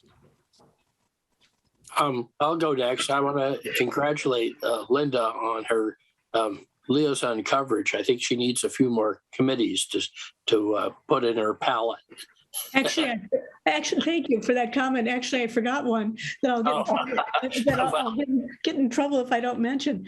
The Affordable Housing Trust was launched for their first meeting. It was basically an organization meeting. We have a second meeting coming up soon, and that will continue to be an organization kind of meeting. Thank you, Henry, for keep up the good work. I'm glad to see you stay busy. Oh yeah. Right. I had the pleasure of attending the initial meeting of the Civil War Monument Task Force last week.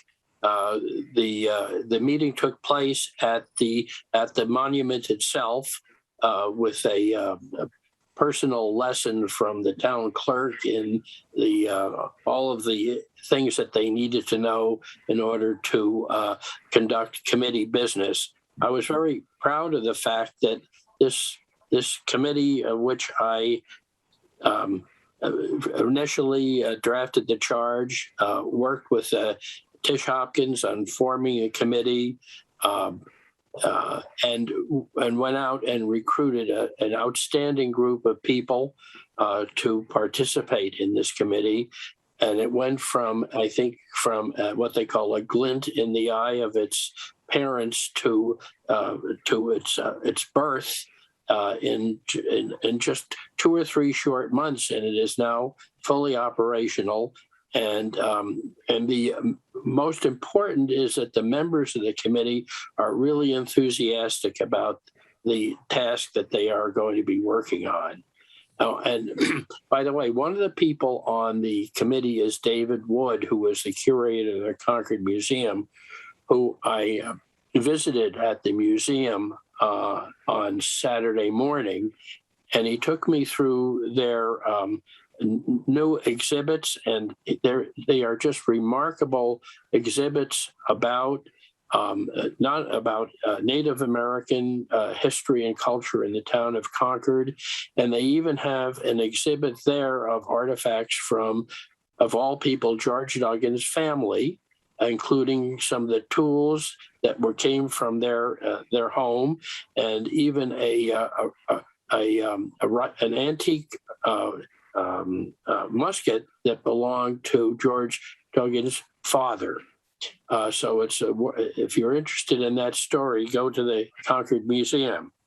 I also attended of course, 2 events that happened on the same day for 2 of my liaison committees at the agricultural fair at the farmers market on about a couple of weeks ago.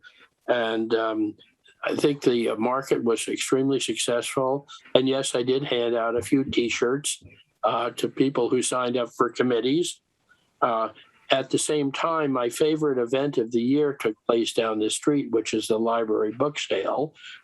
And Sherry Litvak sent me a note saying that they had raised a substantial amount of money, as they always did. I don't remember the exact number, but I think it was something like $150,000 through selling books that are mostly not surplus books from the library, but donations. And and I took home a couple of large loads of both books and vinyl records. So I was one of the contributors to the success of that event. I attended also a very interesting meeting of the Board of Health,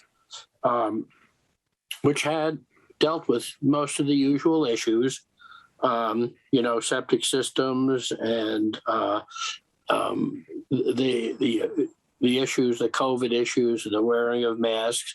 And I do congratulate them on taking such a measured view of understanding the how people are motivated by having things be voluntary rather than mandatory.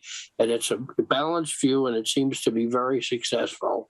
But the most interesting issue is one I have been working with Deborah Stark on, and that is on the issue of allowing merchants who sell food to allow people to use their own reusable containers to take food home from stores, like, bringing your own bag to take your potatoes in, or if you're buying coffee or rice or fruit, or you can bring your own container. And the State Board of Health has taken the position that that is contrary to the existing regulations. And so the Board of Health, I think, is taking quite seriously the issue with regard to essentially dealing with the waste management issues of disposable plastic containers that are the alternative in many cases to people bringing their own containers. So it's a big conservation issue. And it just makes an awful lot of sense. And so I think the Board of Health is going to work on this with Deborah Stark, who is kind of a pioneer in so many areas of the environment and what do you call it? Food. So they're going to consider either giving her waivers, but also examining the larger issue of permitting these practices in the town of Concord, where we already were pioneers in just getting rid of plastic bags in supermarkets and the disposable water bottles and all that stuff. And so continue that in that tradition of pioneering in conservation in commerce. And I think that's it for me. Okay, thank you, Henry. Matt. I guess I'll step up next. So I attended a comprehensive sustainability and energy committee meeting where actually Deborah Stark did present, and the committee voted to provide a letter of support for her initiative. But also they reviewed the climate-friendly homes and vehicles event that had to go virtual. And unfortunately, due to licensing issues that I assume it must be the town has, they hit a limit on the number of participants that could join when they went to a virtual format. And I guess there was a limit of 100 participants, and so many people had to be turned away. And the event's going to need to be rerun, to engage those other people. But to the extent that the people who were able to participate went, it was a successful event with, subgroups and lots of information sharing. There also was work done about how to respond to our request to provide input to Envision Concord, task completion, as well as how to proceed with their future initiatives and revive this Cooler Concord brand that they came up with a couple of years back. Moving from there to the Climate Action Advisory Board, there was a long discussion on their priorities going forward and how to execute on those. So that really took almost the whole meeting.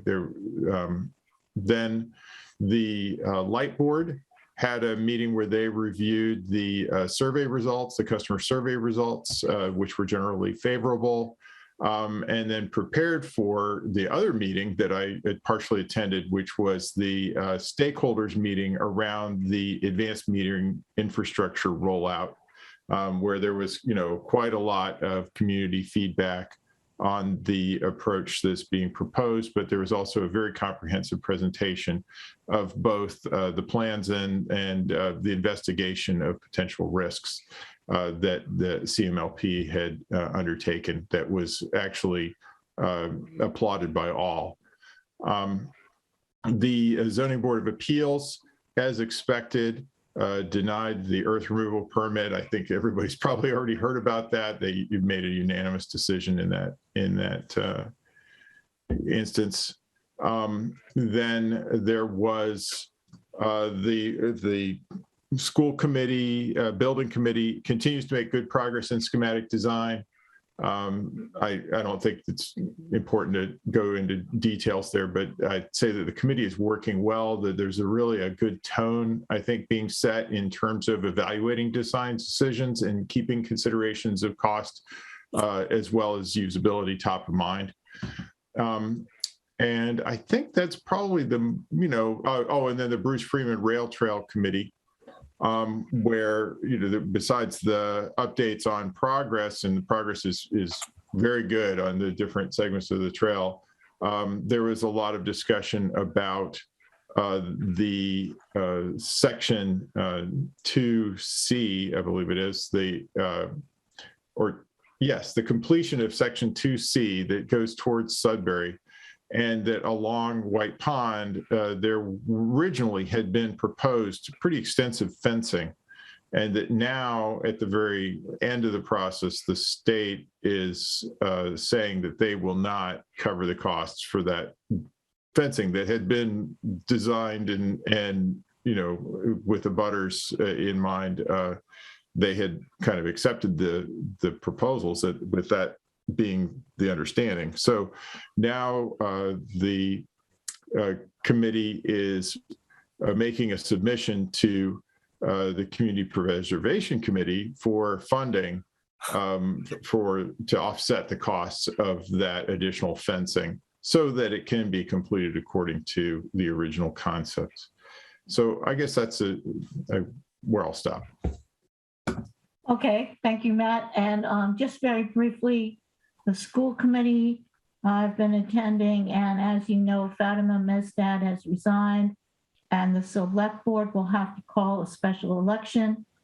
We are, I think, waiting for a response from the state to see if we can combine that election with the middle school election, or whether we're going to have two special elections. So stay tuned on that. On the finance committee, they had a long discussion about the year-end transfers. If you remember, our board took that up. The finance committee was not happy with the way that the year-end capital expenses were handled.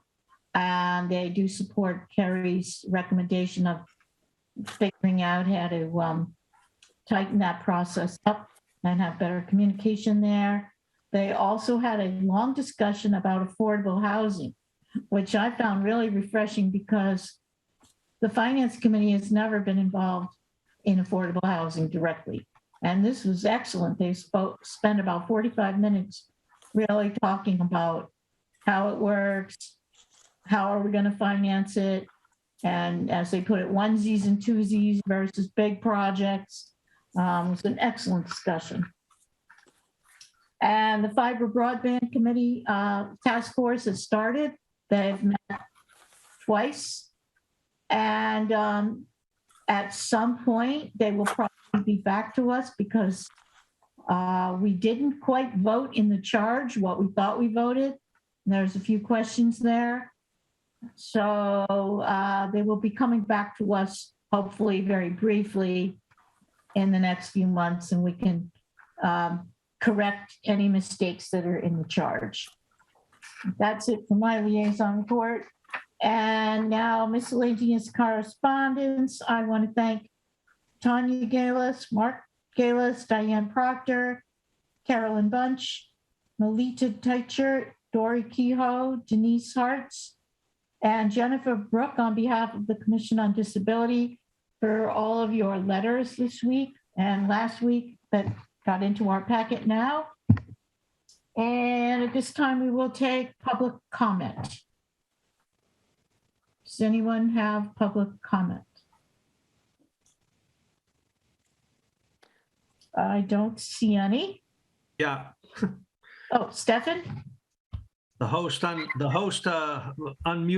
muted my video. Anyway, quick correction. Henry speaking as the treasurer of the Friends of the Concord Free Public Library.